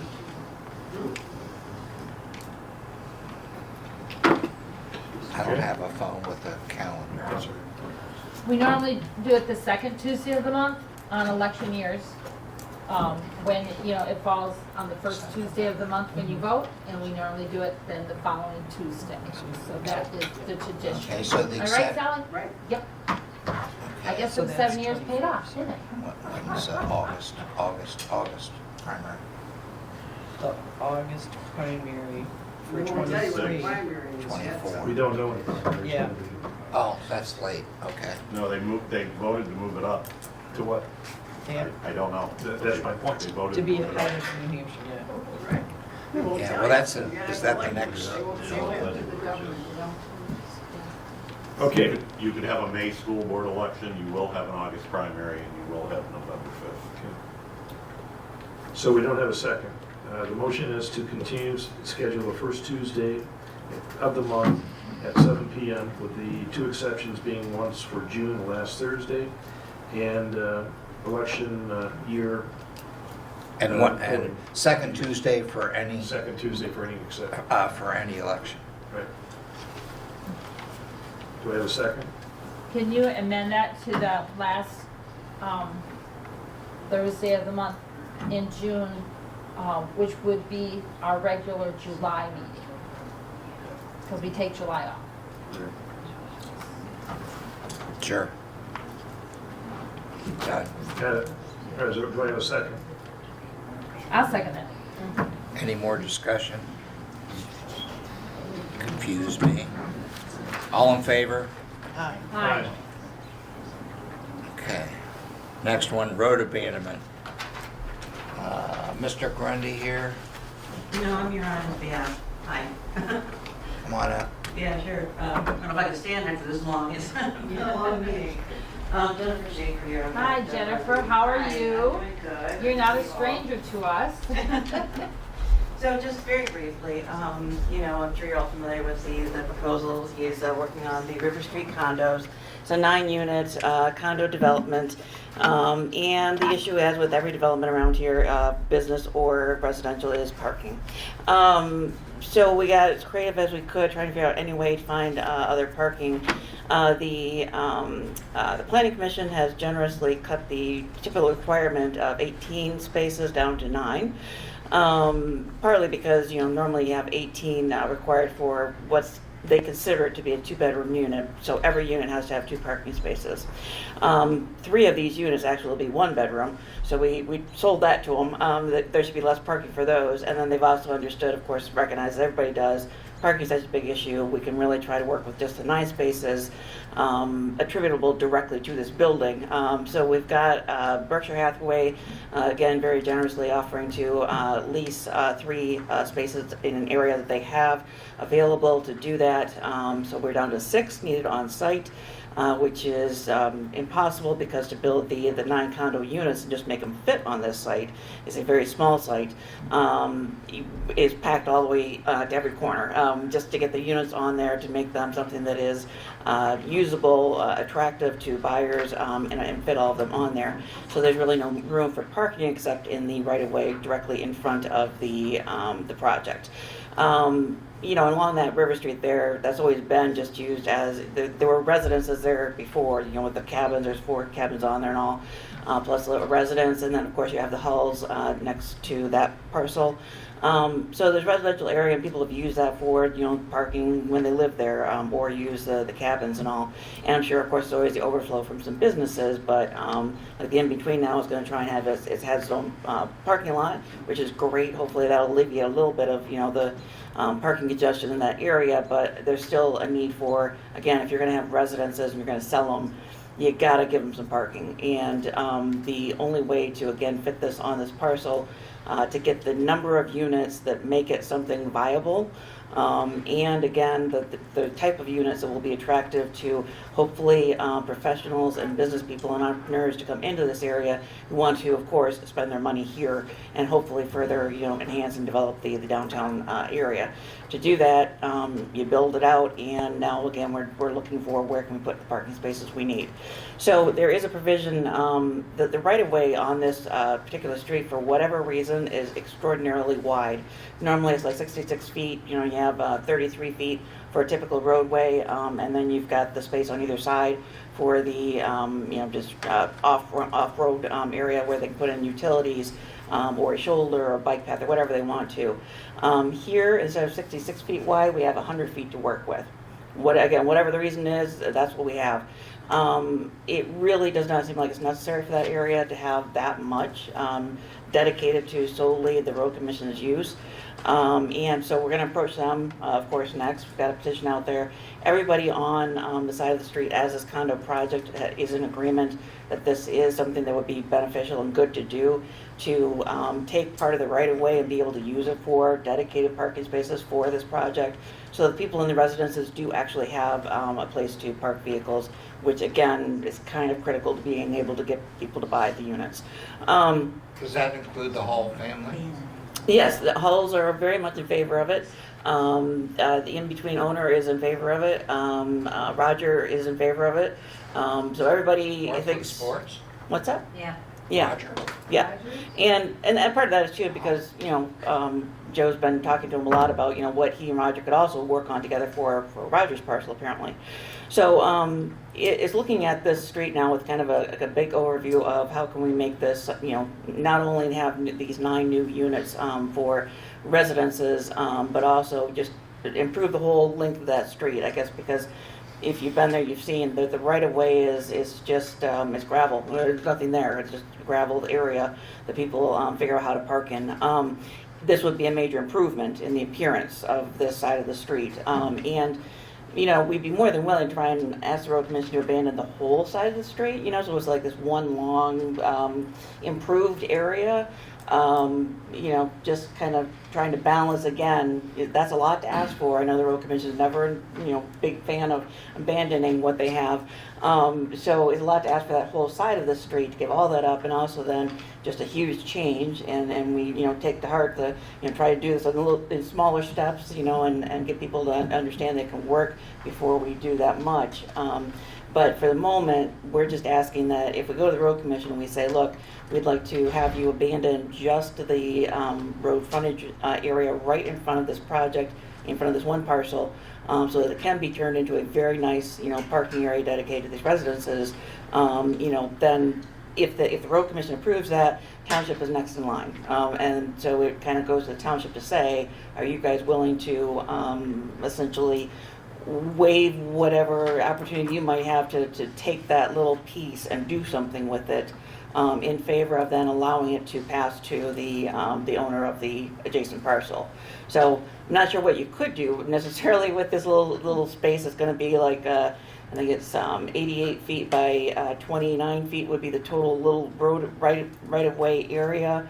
But technically, it says it goes to the township to do you want this, and if you do, you have the ability through the statute to take control and ownership of it. And if you say no, that's not for a benefit, we don't need it, we don't need the extra maintenance cost, whatever, then you can say we waive that, and you would allow then the property owner to be the one to get that right away for the parcel.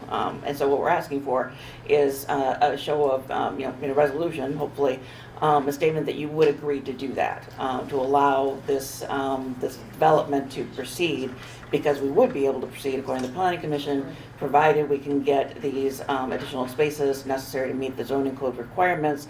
And the best way to do that appears to be take up an area right in front of the parcel itself that is currently not developed, not looking very good, not used for anything else. Again, though, of course, there's always concern, there's a few parking spaces there that may then not be public parking spaces anymore. Hopefully, the benefits, though, you know, of having 9 new residential units, people spending money in the community, and the improved look of the area kind of, you know, helps to balance that out, and we can see if it's something that makes it a viable thing for, then maybe we continue along this area to improve the, that side of the River Street. So that's what we're asking for. Why 29 feet? I don't have a car that's 29 feet long. And that that's based on the architect drawings. The original drawings had considered that amount to make to have enough green space in front of the building itself, so that it looks nice. You know, you have the lawn space and the walkways and that sort of thing, and then you fit a sidewalk and then the parking spaces, and all of that sort of thing was within this 29-foot width span. That, you know, was part of the original plan, thinking that it would be something that we could get from the Road Commission in some form of a lease or something else, but they're not going to do that. The only way they can allow this is if they fully abandon it. If they fully abandon it, then it has to go to you to say, do you want that parcel or not, before we have any rights to it. John?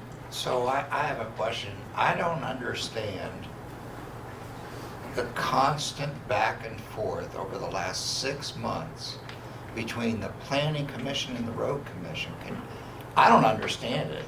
I'm not voting, but I still, can you shed any light on this? It's like, I've had some dealings with the Road Commission and the Road Commission's attorney. All I'll say is simply, some agencies have certain ways of doing things. It may or may not be the most efficient or productive, but that's their right.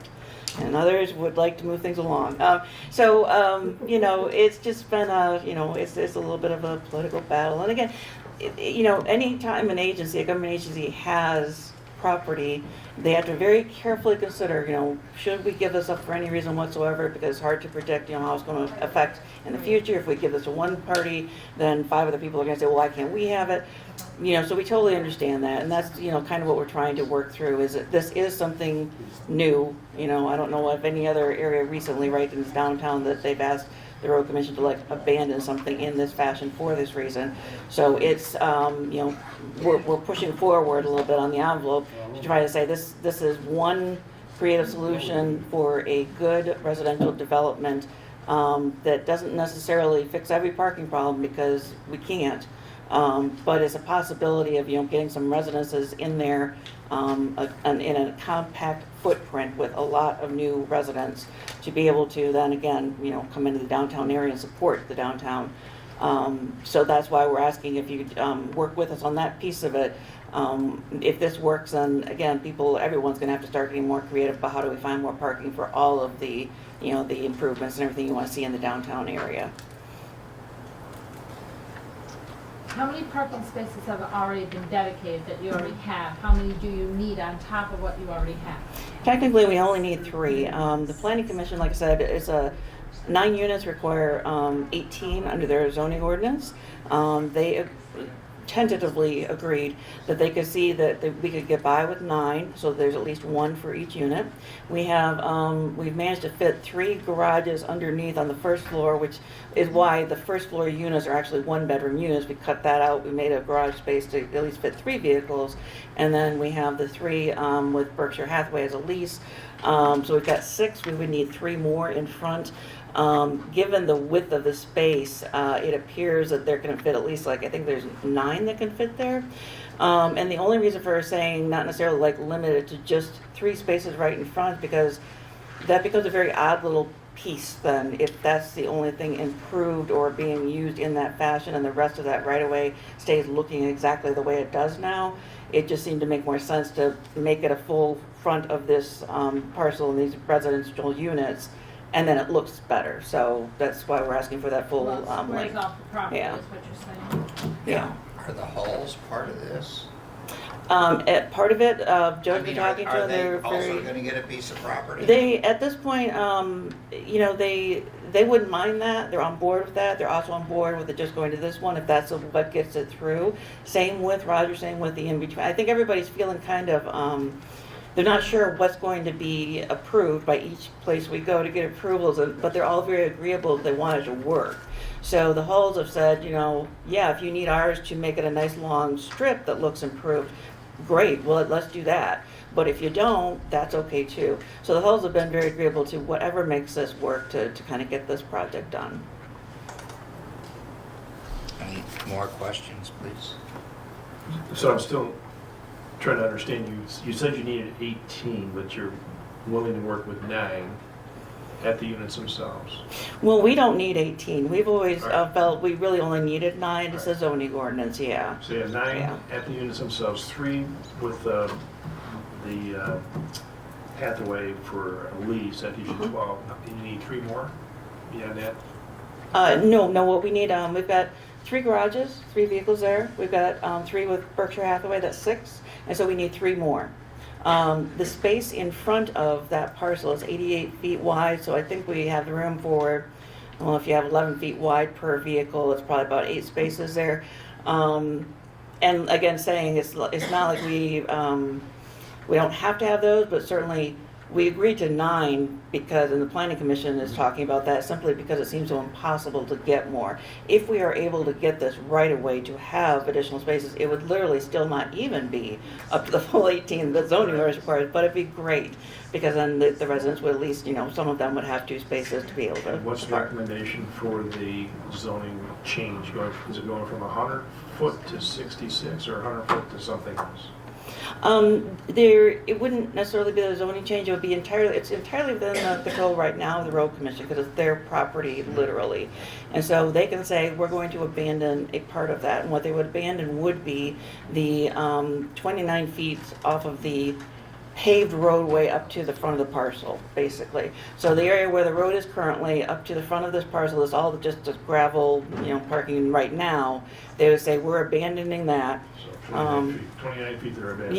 Yeah. And that's what we're asking them. We've got the petition for it and all, so that's next week, I So think. really, there's public parking there now. Yes, public, That's right, considered public parking all Right. the way through there. right. On both sides of the street. That's correct, yeah. Right.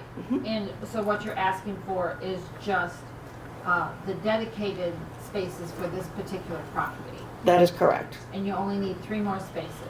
That's correct. And again, with the only caveat is everybody kind of hedges. So planning commission has said that, you know, but they don't want to put it in writing, written in stone until we go back again. Yeah. So we're really kind of, you know, again, if you're willing to allow us, again, just the front of the parcel, that Yeah. simplifies it a lot. Well, Yeah. basically, what was being done when the cabins were being rented out and stuff, that's where their customers. Right. So that was semi-dedicated already. It just always wasn't has been used that way, yeah. Wasn't posted that way, but that's where their customers and the residents of that home Mhm. already parked. Right, exactly. So really what you're asking for is just to have it dedicated for this residence here. That's correct, right. It's the same footprint. Right, exactly, For the right. site. It's really one of those things that, this is where you go through this growth pattern of, you know, everyone kind of does things the way they do and they assume it's all okay, and then suddenly you look at it like, well, I know you've been parking all this long time, but it's really public, it's not private. And then you have to figure out, okay, now how do we do that? And the process is, for us, is road commission first. They send down to you as the next people in line to say you want that little piece of property, and then on to the property owner, so. They have to have our resolution of okay before they will move forward with that. Yeah. So what about the lease with Berkshire? Is that like a lifetime lease? Will they have those 3 spaces dedicated just for like signage for the residential parking? Yeah, I think there'll be the idea of having Private. signage, private parking. The full details of how long it would be have not been worked out because again, Berkshire is being very agreeable, like, let's do whatever makes it work. So we haven't said like an absolute term, because the hope is always, everybody working together, we're gonna come up with, township parking that's gonna be great, and maybe it's a big parking lot somewhere and we use that later. So we can't say that it's going to be like absolutely permanent for the next 20 years, but they're certainly willing to do like a few years to give us time to, again, find more parking, make it work, do whatever we need to. If another parcel comes up for sale, literally like across the street, if we can get somebody to sell over there, but we'll buy that, and make that work into a parking area. But yeah, it's temporarily, Berkshire Hathaway said, yeah, let's make this work. Thank you. Any other questions? Well, yes, I'm trying to write a motion for this 15 minutes of discussion. Well, it has to be a resolution. I mean, resolution, but in either case, we gotta get the wording down. Right, exactly, because there wasn't a resolution presented to the board. Right, so what I think I heard is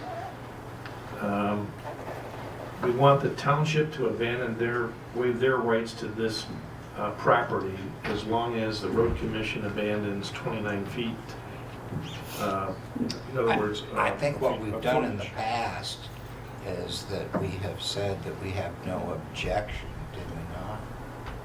Essentially, what we would need is, maybe the wording could be, if the road commission does in fact agree to abandon this area, the township then agrees that it would waive any claim or interest in that same area. That's what And would I'm trying to allow it to pass to the property owner. Yeah, I think that's, yeah. That's what I was trying to say. If then. There you go, yep. And then the property owners can have rights to it. To purchase it from the road Right. commission, yep, exactly. We're not talking about writing, township wants, it's okay, to do whatever the condos want without considering under parking, are we? I'm trying to get to what we are trying to agree to, yes. Say that again, please, Sally. Well, I raised the objection when I was up there. I said, I don't know whether I'm for parking in front of the condos or not. I'm concerned about the fact that there's a shortage of parking. We don't have the in-between rebuilt yet. Yeah. They have 144 seats and 14 employees. Those people have to park someplace. There are businesses on the other side of River Street that hopefully Bob's gonna get redeveloped. We're gonna use your marina park for parking. We gotta move on, and this is a board discussion. Public comments coming up. Go ahead. And any other discussion? I have some discussion, but Go I ahead. guess, so you said that the in-between had no objections to this. That's correct. It will not affect that negatively towards their business because they would still have public parking in front of their business. That's correct. Okay. Roger has no objection. That's correct. He's willing to share whatever Mhm. with the public. That's what he's been doing. Right. And the Hulls have no objection. And we're That's correct. leaving the other side, the south side of River Street, exactly the way it is. Mhm. Berkshire Hathaway is just going to give what they already have rights to as a lease. Right. Correct. Okay.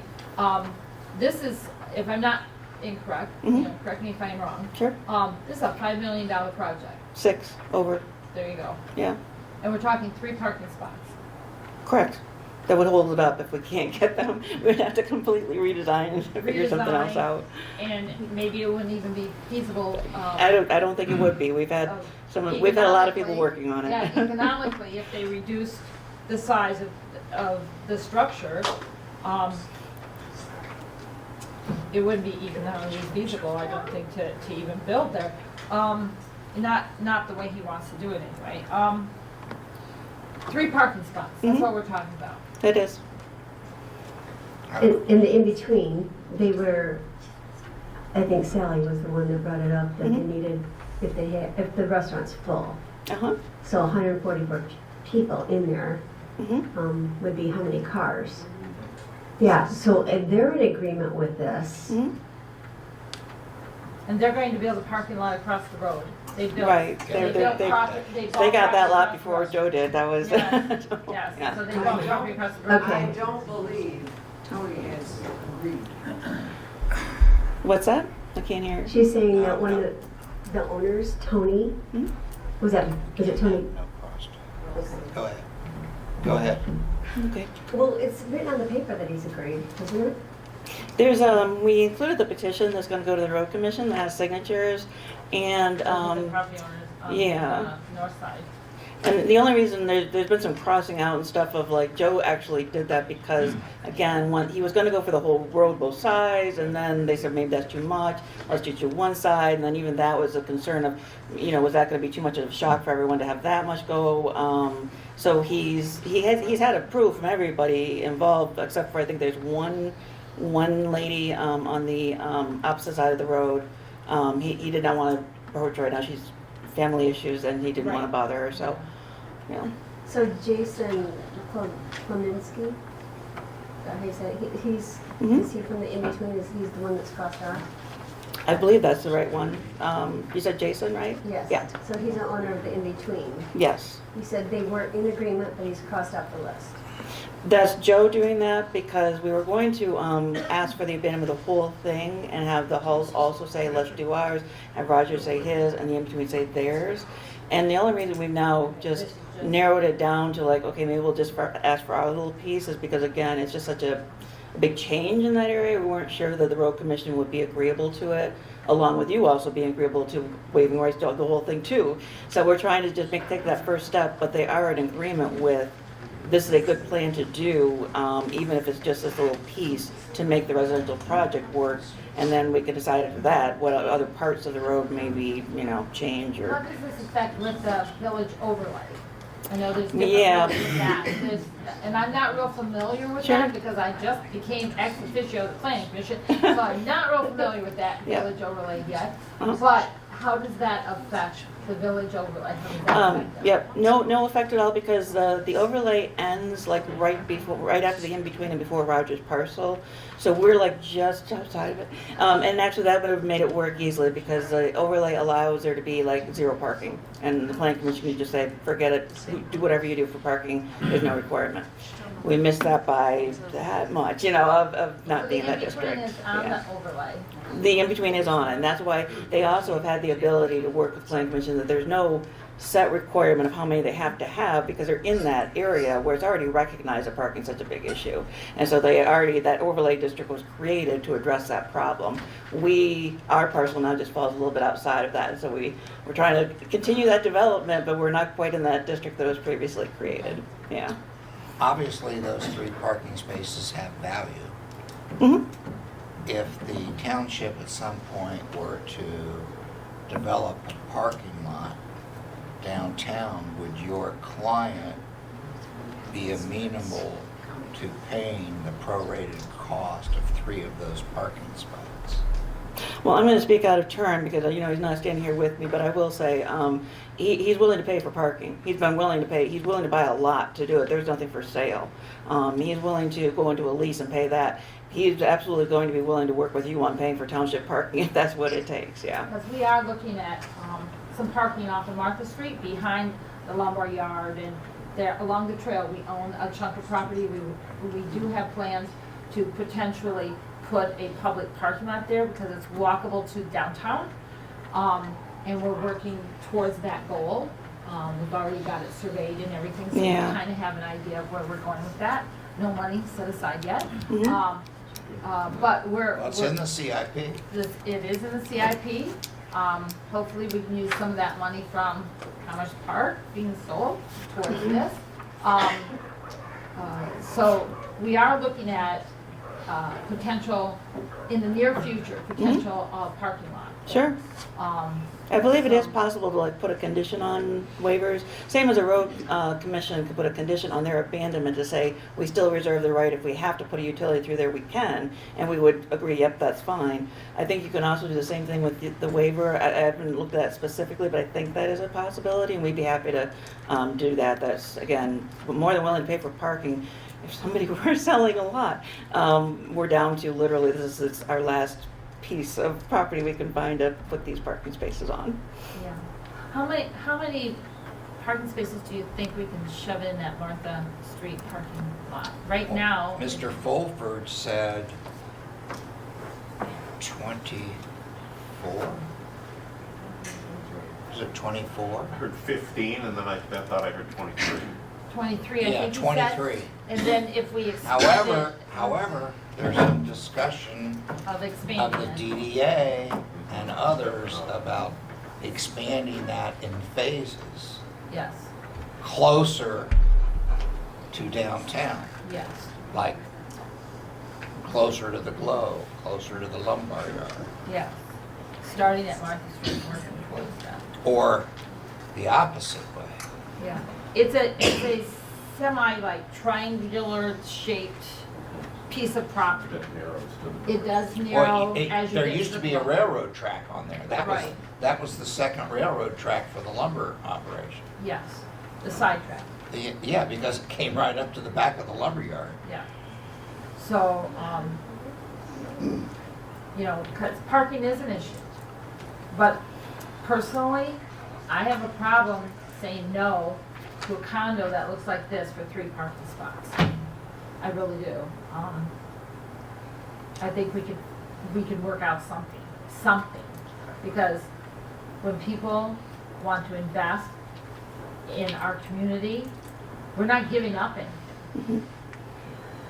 This is the same, We're getting. just for the record, this is the same developer that has now just purchased the 8.8 and has agreed to pay the 25,000 in past sewer. He is very dedicated to this community, very, very invested in bettering and improving the community, which is why, again, he's been extremely creative in trying to find any way to make this project work. And we're literally hitting this ridiculous brick wall in some places of 3 parking spaces, and we could shut everything down. And so we are here hoping that you are in agreement that this is a good thing to have that much development coming in, and this is where that balance comes in of not letting that get shut down over something like 3 parking spaces.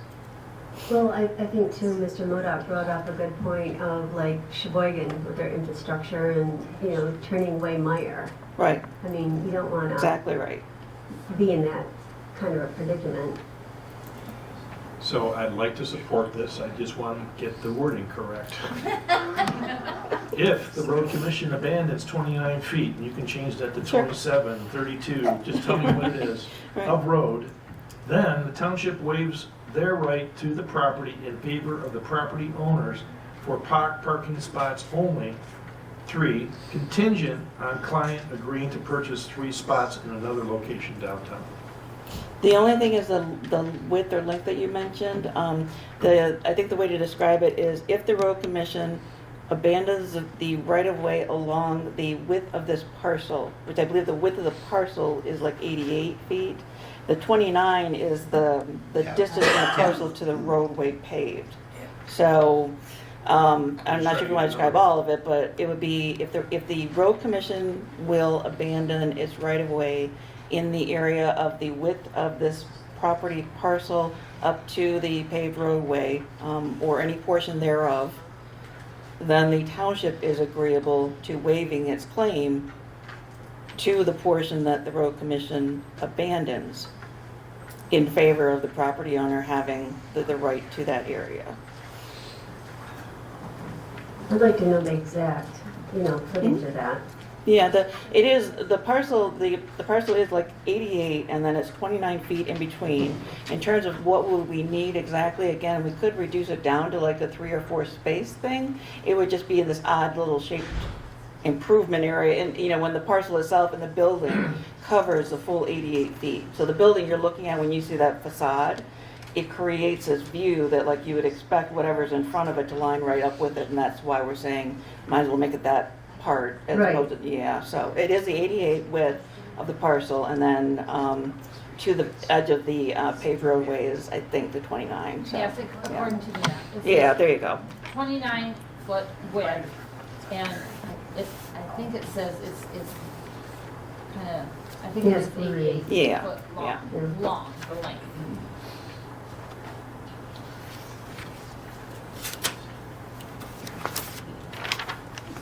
Well, I think if he's willing to, work something out with some other parking somewhere else, Mm-hmm. I mean, we're agreeable to, you know, that the, if there's conditions such as, again, that he, you know, agrees to purchase or pay for some other parking that's later developed, you know, township develops Right. parking within a certain radius, he will purchase whatever. I mean, that's very common. Yeah. I mean, in Harbor Springs, if you want a parking spot downtown, you gotta buy parking a half a mile or a mile Right. away. Exactly. Isn't Mrs. McClutchy going through that right now? Yes, Kathy McClutchy's going. And it's nowhere near her store. No, but she has to buy 2 parking spots for employees. Yeah. Employees probably won't even park there, but she has to purchase them according to Yeah. their ordinances. And they're like a half a mile away Yep. from her store. Yeah. Oh, maybe she gives them free bicycles on Yeah, I agree that, you know, what Janet said, this is too big of a asset to our community to turn it down over that. It's a beautiful, beautiful building. Yeah. It would be a good asset to the river. It will bring more development to that area. We have the in-between.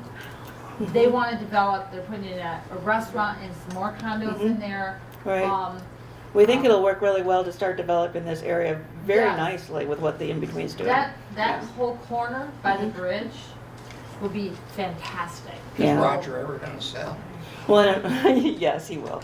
You know, well, Joe will work it, you know, Either he that or will we're sell. gonna build something around it. But they're gonna build something. They wanna make turn it into something useful for the community, so they're holding off on that part to find out what y'all want, put in that spot. And this, the good thing about this condo development too, I might have not mentioned, I'm not sure if you're aware, on the other side, on the riverside, there will be docks there for the people to own their own boats and put them there, and it will not cut into the river area. It's gonna be brought inward, you know, enough that it's not gonna block the river or Like a anything like slip. that. You're talking Exactly, about- exactly. Is So that- that's another selling point has of that trying to been bring, approved by get the that Corps of marine, Engineers? you know, yeah. That doesn't have anything to do with this. All right, yeah. Nope, just building up business. Go ahead, go ahead. Jay, did you make a motion? So let's have a motion and a vote, or let's Okay, table the resolution. discussion. Have you written a resolution then, Jay? I tried to. It would be Let's very hear it. helpful for the attorney to have presented a resolution this evening for us to consider. Let's hear it. Well, I've written a motion that would lead to a resolution. That if the road commission abandons their right-of-way according to, of the road according to the development plan per the sketch, then the township waives their right to the property in favor of the property owners for parking spots only, contingent on client agreement to purchase 3 spots in another location downtown. Good to go. 3 parking spots. Yes. Discussion's closed. Is that your motion? Yes, that's my motion. His motion? His, So it's a his resolution motion, and I and roll call second. vote. All right, Janet has a second. All Is right. there any discussion? Whose motion? Was that my motion? Your motion, you wrote it.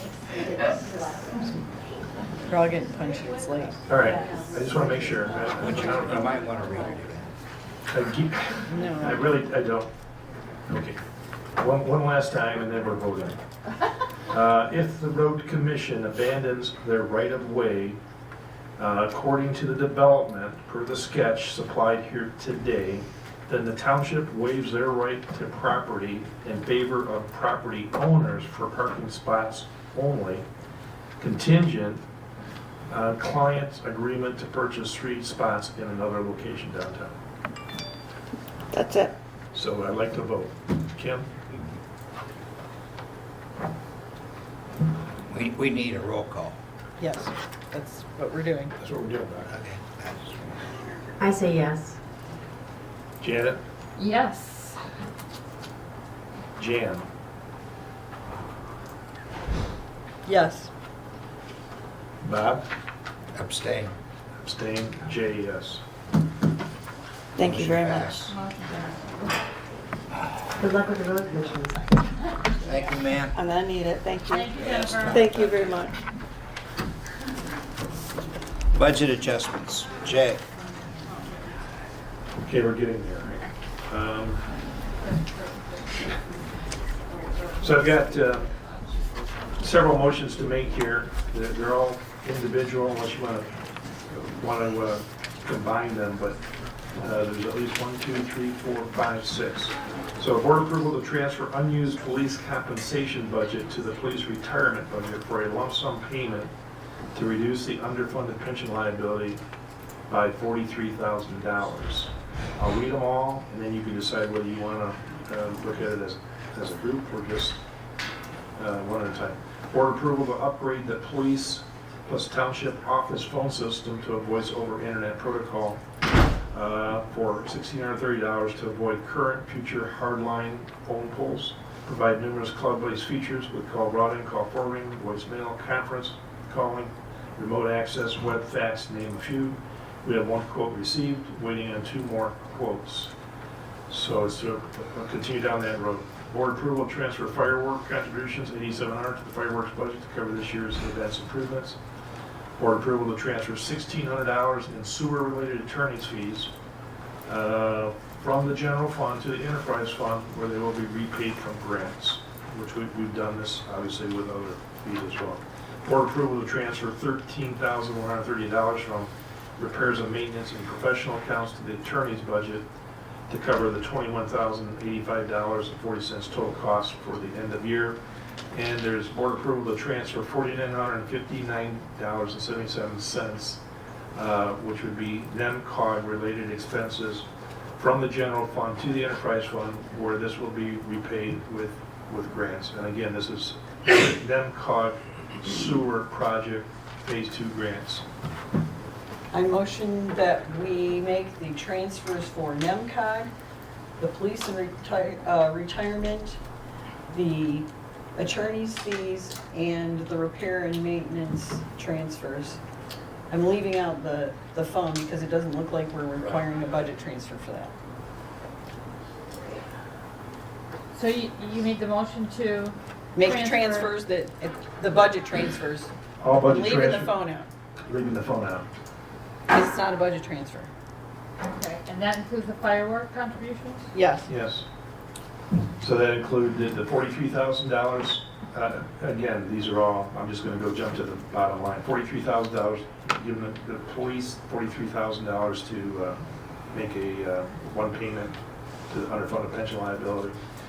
$8,700 for fireworks moving forward to the budget. $1,600 in sewer-related attorney's fees to the general fund, to the enterprise fund, from general fund to the enterprise fund.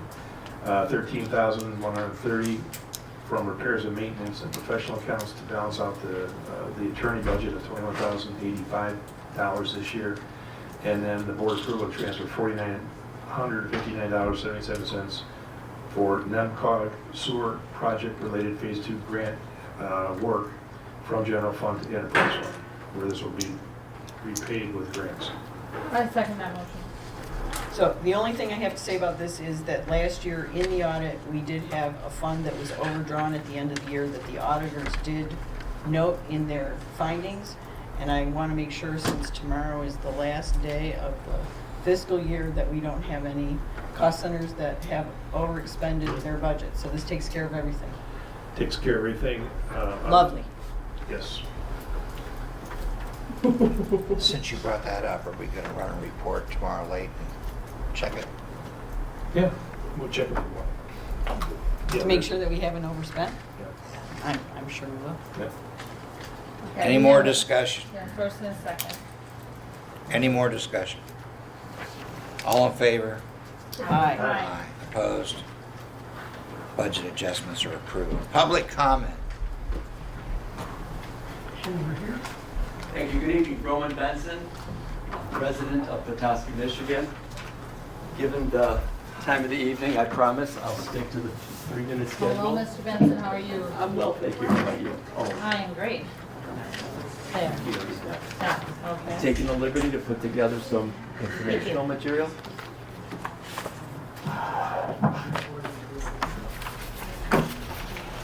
Thank you. Oh, you're very welcome. And one more. How come that lady couldn't approach? Is that honest? As I shared with everyone, my name is Roman Benson. My family and I are full-time residents of Petoskey. We're here this evening to open up discussion or maybe move forward with getting an appointment at a future meeting date to open up a retail store in your community. As a family, we own and operate 2 cannabis marijuana retail stores, aka mom and pop operations. The first store we have is in Luzerne, Michigan. It's been there now, we're entering our 4th year. We're right on the corner of Rhino Road, aka 32 and Camp 10 Road. We've been there for 4 years, enjoying the community without incident, and respectfully, we're right smack in the middle of a residential neighborhood. Our second store, which we proudly opened last year in December, is in Wolverine, Michigan, right off exit 301. The reason we're here this evening, we would like, with township permission, community approval, to open up a retail cannabis store in your community, specifically geared toward waiting on customers that are 21 years of age and older. No different than a liquor store, no different than a bar, etc. I took the liberty to just pass out some general information, contact information for us, along with some social media posts respectively of our stores, where you can then potentially even visit electronically or stop by and see the operation. We run a very small family boutique store. We are not a box store. We're not a corporation. We're not a conglomerate. We're looking to open up a retail operation. I've taken the liberty also, as you turn through the pages, to just give you some demographics of the typical purchaser of a retail cannabis store, to show you that it's not what you think it is. In addition to potentially moving into your community, buying property, opening up a retail store, paying the taxes, employing people, you also had the extra bonus where the state of Michigan will pay you on a yearly basis to have a retail license in your community. The first year figures, which you'll look at, are toward the back. Anyone that carried 1 retail license in their community received a check from the state of Michigan for $56,000. Last year, the check figures are out. Anyone that carried 1 retail store in their community received a check for almost $52,000. Again, I understand that you guys voted it out or opted out of it. I'm fully aware of that. Luzerne said the same thing, and Wolverine said the same thing, and we were able to plead our cases, speak to them, speak to the voters, etc., and got them to move in our direction. I know the program, when it first came out as a medical marijuana program, the state said, you're opting in, you're opting out. And I understand it was a new program. Everyone had preconceived notions, what to expect. We don't want to be the guinea pigs, so you opt out. I get it. 3 minutes are up, sorry. Respectfully, I'm asking that we just maybe put it on an agenda to talk about it. We'd like to open up a retail store, going with your philosophy, opening up a retail store, bringing in revenue, bringing in foot traffic in your community. I'm available for questions or comments, but I'll look forward to hearing from the board on whether we move in a positive direction. Thank you. Could I get your name again? Roman Benson. Thank you, Roman. You're welcome. Public comment, please.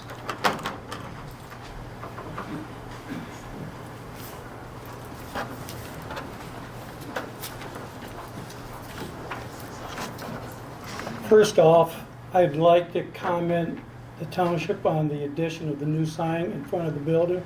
It adds a real punch to the appearance. Hello, my name is Patrick McGinnis. I had a different topic that I planned on reading tonight, but after covering everything I wanted to cover, that topic came in over the 3 minutes that we were allowed for public comments. That topic is now posted on Tuscarora Talks Back. With that in mind, I would like to clear the air on what has happened during the public comment portion of the May 11th, 2023 Township meeting, and why 1 week from today, I have to appear before the 89th District Court to answer a charge of disturbing the peace. If I'm found guilty of this charge, I will face a fine of $500 and/or 90 days in jail. No matter how this turns out, I will accept the court's decision because I believe in the rule of law. How did this come about? At the May 11th Township Special Meeting, which was held in this room at 1 p.m., during the public comment period of the meeting, I then asked Trustee Bob Kramer to issue a public apology to my wife for what I consider to be the many slanderous comments he has made about her. He refused. even though he had been advised by the township that he, Bob Kramer, was in the wrong. I then told Bob that I thought that he was the worst possible choice for township supervisor. As I was saying this, Trustee Vance, in an attempt to shut me up, started pounding the table and yelling and screaming, "Point of order, point of order." This action by Trustee Vance was a violation of my rights under the United States Constitution and was by law a violation of Michigan Open Meeting Act and breaking the peace. What Bob did do is call 911, wanting me removed from the building. As they have tried to do many times in the past, this board does not want me at the township meetings. I guess that is because they cannot stand to hear the truth. What I think it all boils down to is Bob Kramer and his supporters want to have total power and control over the township and not have to answer to the people who elect them. In closing, I think it would be nice to return to the way it was, when you could come into a township office and not worry about the police being called when the township resident voices their opinion. Good thing the meeting was being recorded.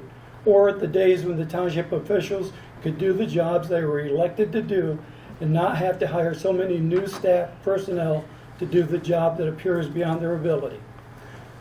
Anyone who questions Bob better watch out. You too could hear his favorite phrase, "Siri, call 911. Bob, in the meantime, if you want to do something positive for this township, why don't you and your supporters crawl back into the sewer project from which you came? Public comment.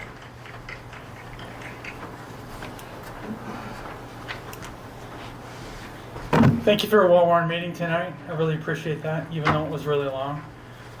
Mr. McGinnis, I'd like to speak directly to you. I was at that meeting. You were out of line, sir.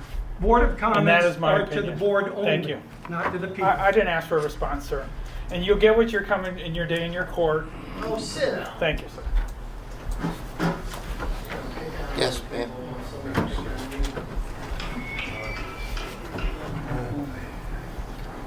I was also at that meeting, and Pat, I didn't like what you said, but I understood why you said it. You were in tears.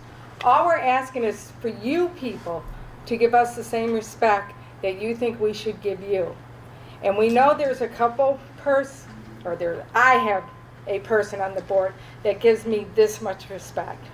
You want respect? Give me respect. Give Pat respect. Give everybody in the building respect. But you don't get it until we get it. Public comment.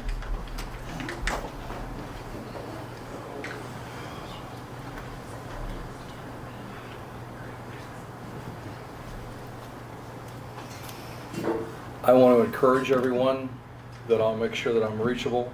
I want to build a public consensus on what businesses you want to have in town. We'll find a way to make it work. Please give me a week to get through Hell Week at the marina. I look disheveled because I've been hustling boats. But I think there's a positive outcome that can happen in this town, whether it's residential, whether it's retail, whatever it might be. I think there's a real opportunity for Indian River to shine. I think, as I remember, my grandfather told me politics and running a business are a great deal like driving a car, a little to the right, a little to the left, keep it out of the ditches, somehow find a way to move forward. And we'll get there. I think when downtown Indian River becomes a very vibrant place that people want to join, be a part of, again, I come back to my earlier comments, success begets success.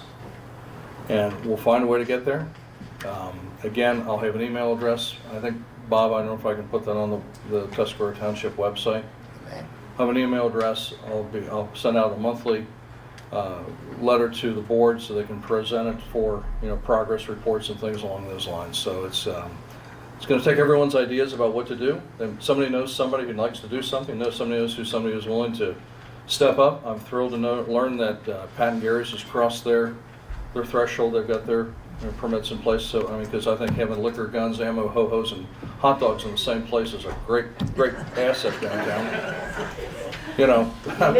Where else can you go? Where else can you go? Right now, if you need, I don't offer bait at the marina, but if you need to have bait, it's an honor system. You can still go down in the basement and get fishing worms and bait and things like that. So that tells you you know, this town is still a small town. People trust each other to go down and do it. And while my wife has been often said to say, you know, we may not have a Cheers bar, but we do have a Cheers town. You know, so there's a way to make this work. So that's my public comment for tonight, and we'll just be off to the races. Public comment, please, thank you. Public comment.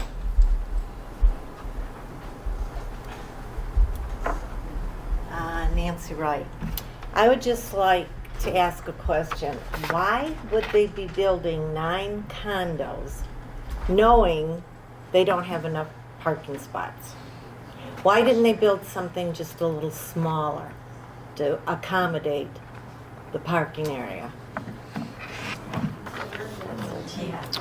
Thank you. Public comment.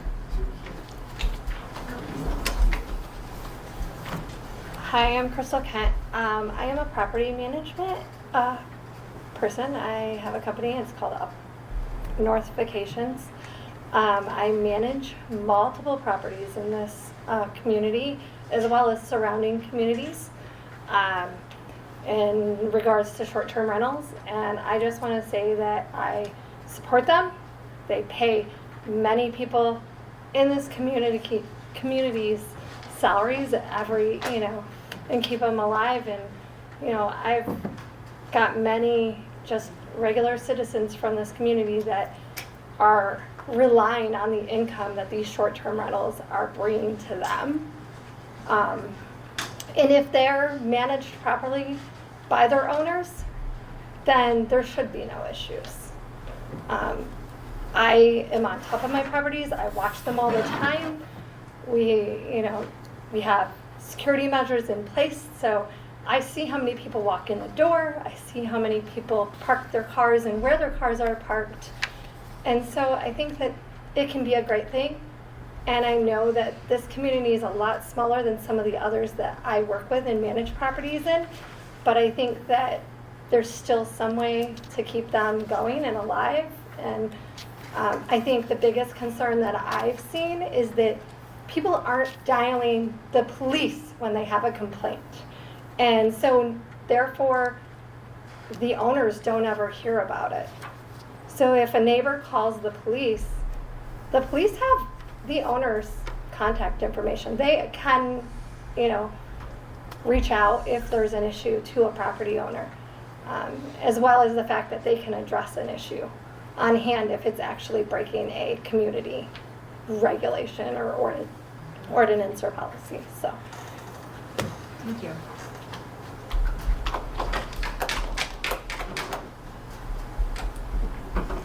I just have a couple questions regarding the airport project. So I see that a bid was not put out for it, and I do have the contract because it was emailed to me in the FOI documents that Mr. Dragowski is being paid $2,500 and 15% of the total stumpage. So I don't understand why a bid would not need to be put out for that when it's going to be more than $5,000 that he will be paid. I also would like to know if the land has been surveyed recently to see where the property lines exactly are, because we did walk it and some of the flags seem to be on our property. I asked Mr. Dragowski about it, and he said that some of them are marking our property or marking the property lines and some aren't. So it's kind of confusing when we're walking there and we can't tell what is going to be cut and what is not going to be cut. Also, I was wondering why, Bob, you misrepresented Andy to the board. I have it right in an email where Andy says, you have given me the reins. I have refused to have you misrepresent my desires to the board. Just a couple things that's been going on. If anybody wants to know more, get a hold of me. Good evening. I know it's late. I'll be brief. I'd just like to get a couple things on the record regarding our airport meeting. In my official capacity, I have done everything I can, including conceptualizing and organizing the meeting. This meeting took place on Tuesday, June 20th at 5 p.m. It was between Mr. and Mrs. Lehman, their next-door neighbor, John Dubay, Andy Bowman, the outgoing airport manager, and Greg Dragowski, our forester. I was there until 6:15. I made myself 15 minutes late for the DDA meeting. I understand Greg was there till almost 7:30.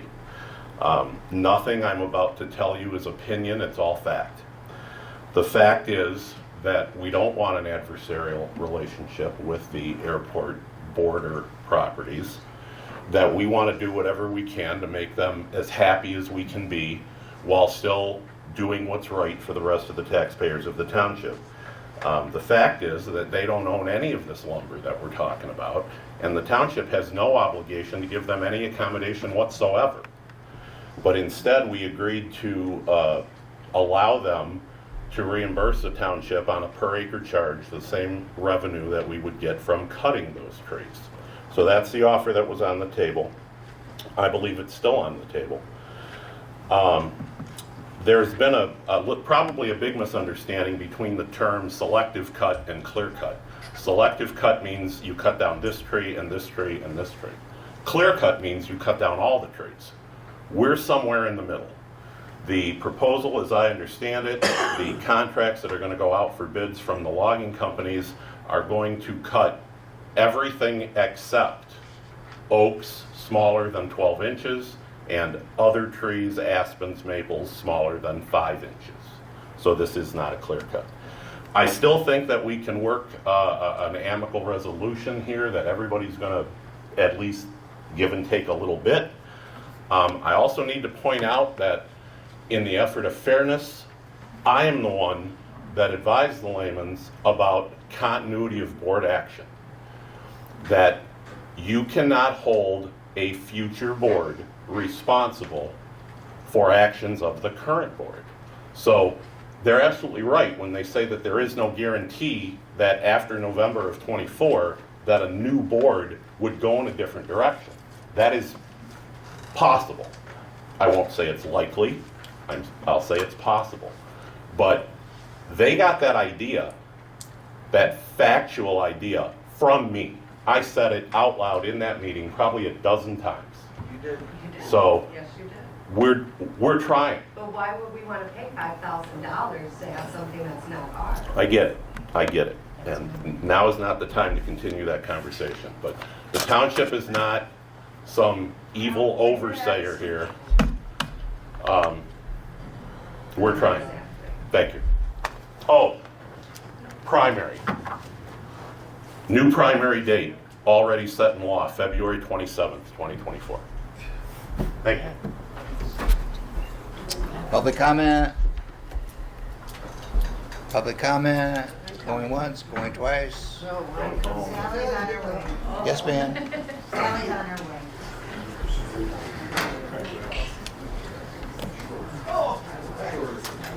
Long night, folks. I agree.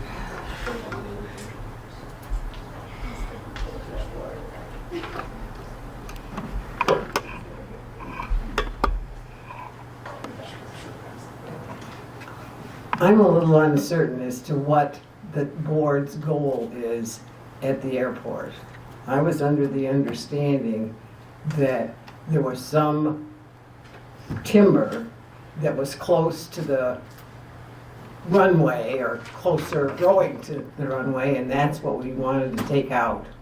And I think I recall earlier in the night, then I heard something about, well, we could make $27,000 or whatever it is in order to put towards airport expenses.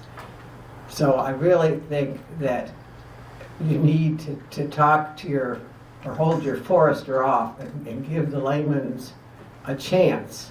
If that's what it is, if we're selling the timber, not all of it, not clear cutting, but that's what we would call it. We had a similar situation on 68 with the DNR, and they came to an amicable conclusion, and one of the things that was asked by the people on 68 is please give us a buffer between our property line and the area you're going to cut. And it doesn't sound like that's part of the program unless they're willing to buy or pay or whatever. So from what I'm hearing, I think the negotiation needs to be reconsidered and perhaps changed. If I, as a taxpayer, are going to make $27,000 because they're going to cut down the trees next to Layman's property line, I would be ashamed. Public comment.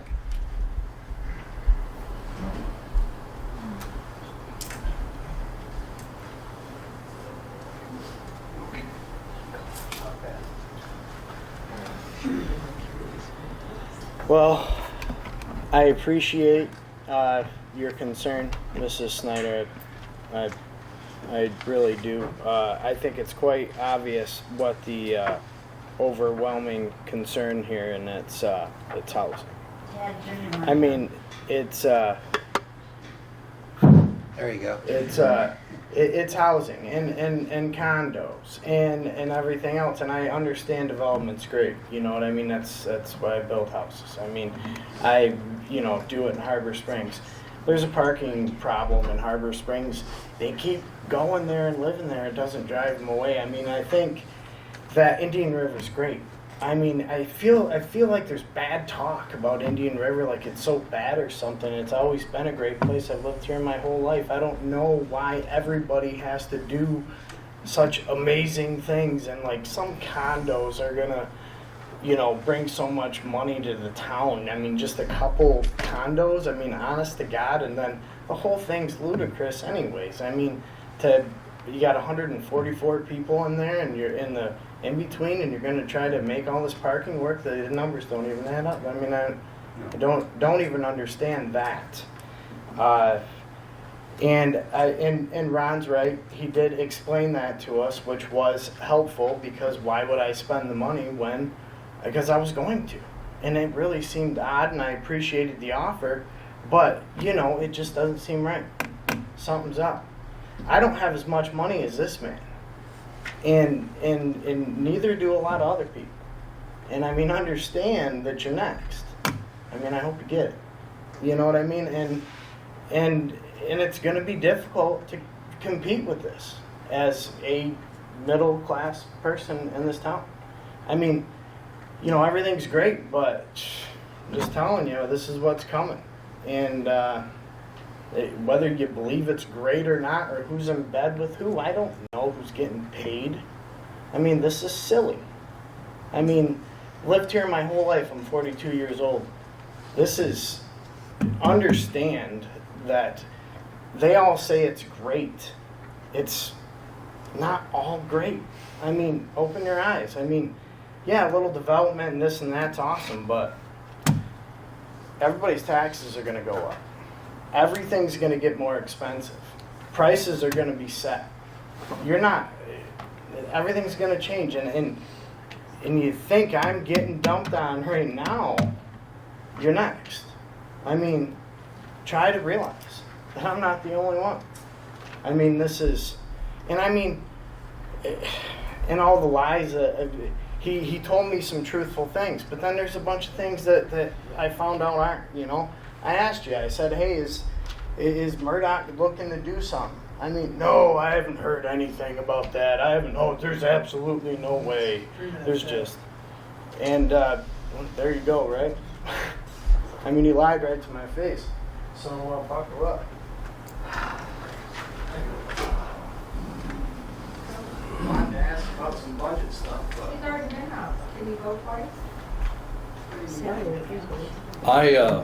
I want to assure you, I have no intention of buying that swampland between your house and the airport. Mr. Murdock, I don't think that's what it's about. It's about the lies that have been told. Wait. Well, but Ron's right. I have no intention to purchase that property. I own 25 acres across from the airport. Bob, please direct your comments to the board. I own 25 acres across from the airport. Ken Godley has been a friend for probably 45 years. I've owned that property for 19 years. I've never collected a dime of rent from him. He stays there for free. I have chosen to leave him there because I thought by now he would be retired. Do I need to clean that property up? Yeah, I do. But I've left him alone. But I have no intention of purchasing that property across from or next to the airport to your home. I have no idea, no reason to do that. I do think that you're exactly right. I think managed development is critical. I think we have to look at what's good for the community. I think when we talk about affordable housing, I don't know what that number is, affordable housing anymore.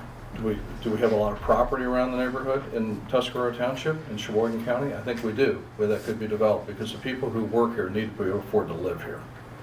That has to happen. I don't know how to tackle that at the moment. There are tremendous grants out there. There's certainly monies through Habitat for Humanity where people have skin in the game. I think that's very important too. So at the end of the day, trust me, my wife, as I said, will slit my throat and shove me out of a moving car if I buy any more stuff up here. Okay, so here, that property's safe. Okay? Thank you. Public comment.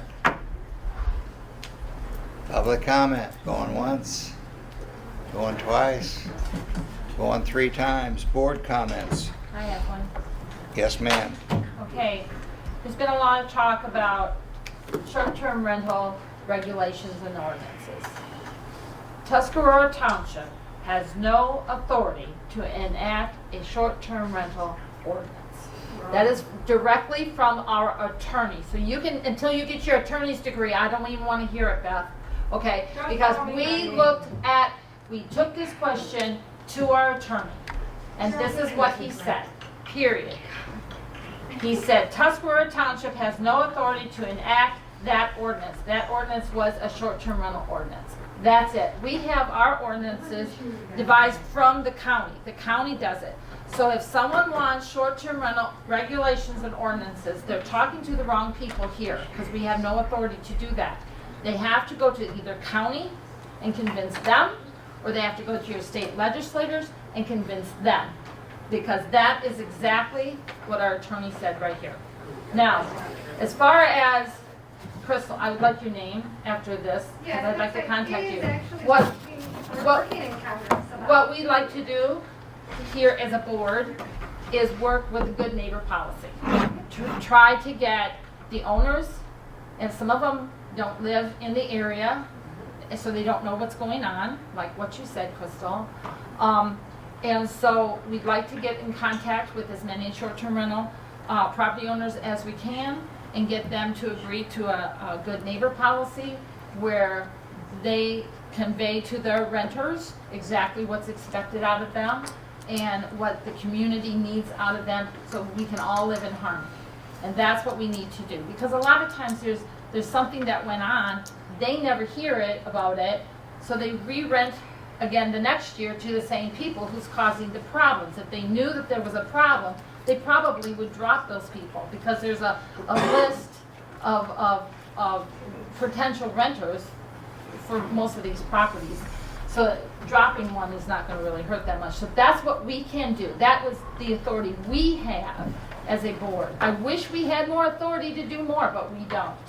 And because we posed this question directly to our attorney, and he came back with us. There's nothing we can do about regulations, about trying to register them, to have fees for them, ordinances, inspections. That we can't do that. We just don't have that authority. Even if we did, we don't have the manpower. You guys don't want to pay those taxes, you know, and that's what it would take. So, because we don't have the staff. So it's like a spider web. Once you start down that road, then it grows and grows and grows, right? And every time you grow, it costs money, right? And so I'm just letting you know straight up, we don't have the authority. We posed that question to the attorney. That's what he told us. So if you want short-term rental regulations, you're talking to the wrong people here. You have to go to county, or you have to go to the state legislature. I'm done. You need to talk to my tourist in Sheboygan County, because you're wrong. Excuse me. You have the ability. You're wrong. Board comments. Ma'am. One more. I'm going to ask you to leave. Board comments. I would like to take a moment, as late as it is, to introduce the new Deputy Treasurer, Chris Parentino. Thank you, Chris. Thank you. I appreciate you stepping up to do that. I've heard comments about all the additional people in the office, and I want to say that I see that absolutely as a positive thing. More people looking at what's happening are more opportunities to catch mistakes, to make processes better, and to make government more efficient and effective for everyone in the township. I don't think that the cost of the labor has been excessive, and I'm sure that our auditors will appreciate the additional oversight. The last thing is about the feasibility of affordable housing. So I think we all know that affordable housing is a problem in northern Michigan. Housing in general, there's very little inventory, and prices are going up. You have an opportunity to squash development through your township board and through planning. What will then happen is that you will have trailer parks because you can't turn them down. That is discriminatory zoning. So and if you want to see how that works, go look at Marion Township. It's happening there now. The original plan was to build $200,000 single-family homes, and now they are going to have a trailer park. So, you know, I don't have anything against trailer parks, but that's a very different investment. People who own businesses here need employees, and those employees have to live somewhere. And not all of them are crazy enough to drive an hour each way like I am. So I choose to live here in Indian River. I work an hour away. It works for me, but I'm sure that Bob's mechanics do not want to drive an hour away to get to work every day, right? I mean, that's the way it works. And once somebody buys a piece of property and they've already figured out what to a certain extent, what will be affordable and what they need to sell it for in order to make money. If you reduce the number of units that this builder can put in terms of condos, you will see that nothing gets done. Nothing gets done. There will be no housing. That property will stay the same. And maybe some of you want that, but that's not what people are looking for. So, it's all economics. That's what I got to say. You know, if somebody buys a piece of property, as long as it's within zoning, I think they should be able to do pretty much what they want with it, as long as they're a good neighbor. Thank you. Board comments. Jay? Huh? No. Kim? Kim? I just have a short one. Parking, parking, parking. I agree with everything about parking. I'm only one of 5 votes on this board, but I personally favor the entire strip from Station 310 all the way to Martha Street to, at some point over an extensive period of time, to meet the needs for the next 10 to 20 years. And I will be asking the DDA and Bob, your new committee, and others, planning if necessary, to look at that eventuality. We need to plan for not tomorrow, not for next year, but for the next 20 years. Again, I just want to read this one thing, and it rather disturbs me. We have some rules. I'm kind of amazed that the misinformation I get that turns out to be a double standard. Our rules are clear. The presiding member of the township board may interrupt, warn, or terminate an individual's presentation when the presentation exceeds 3 minutes or is personally directive, abusive, obscene, or irrelevant. I'll leave it at that. But I do want to encourage you that we, the board, and all of us are making a huge effort to improve the website for communication. So everything that Ms. Vance gave during the annual meeting, she's going to send me the digits, I hope, and I am going to post that under latest news. So I would suggest from time to time that you go to the website and look. And if anything new comes up, I'm the webmaster temporarily till we can find somebody else to do it. We'll post that as much information as we can. There will be no commentary on there. It's just facts. What people say on other websites, what they want to say, that's up to them. So I just want to thank everybody for putting up with this really, really long meeting. Is there a motion to adjourn? So moved. Adjourn. Thank you for coming. I hope you have a happy 4th of July, and don't miss the fireworks. They will be awesome.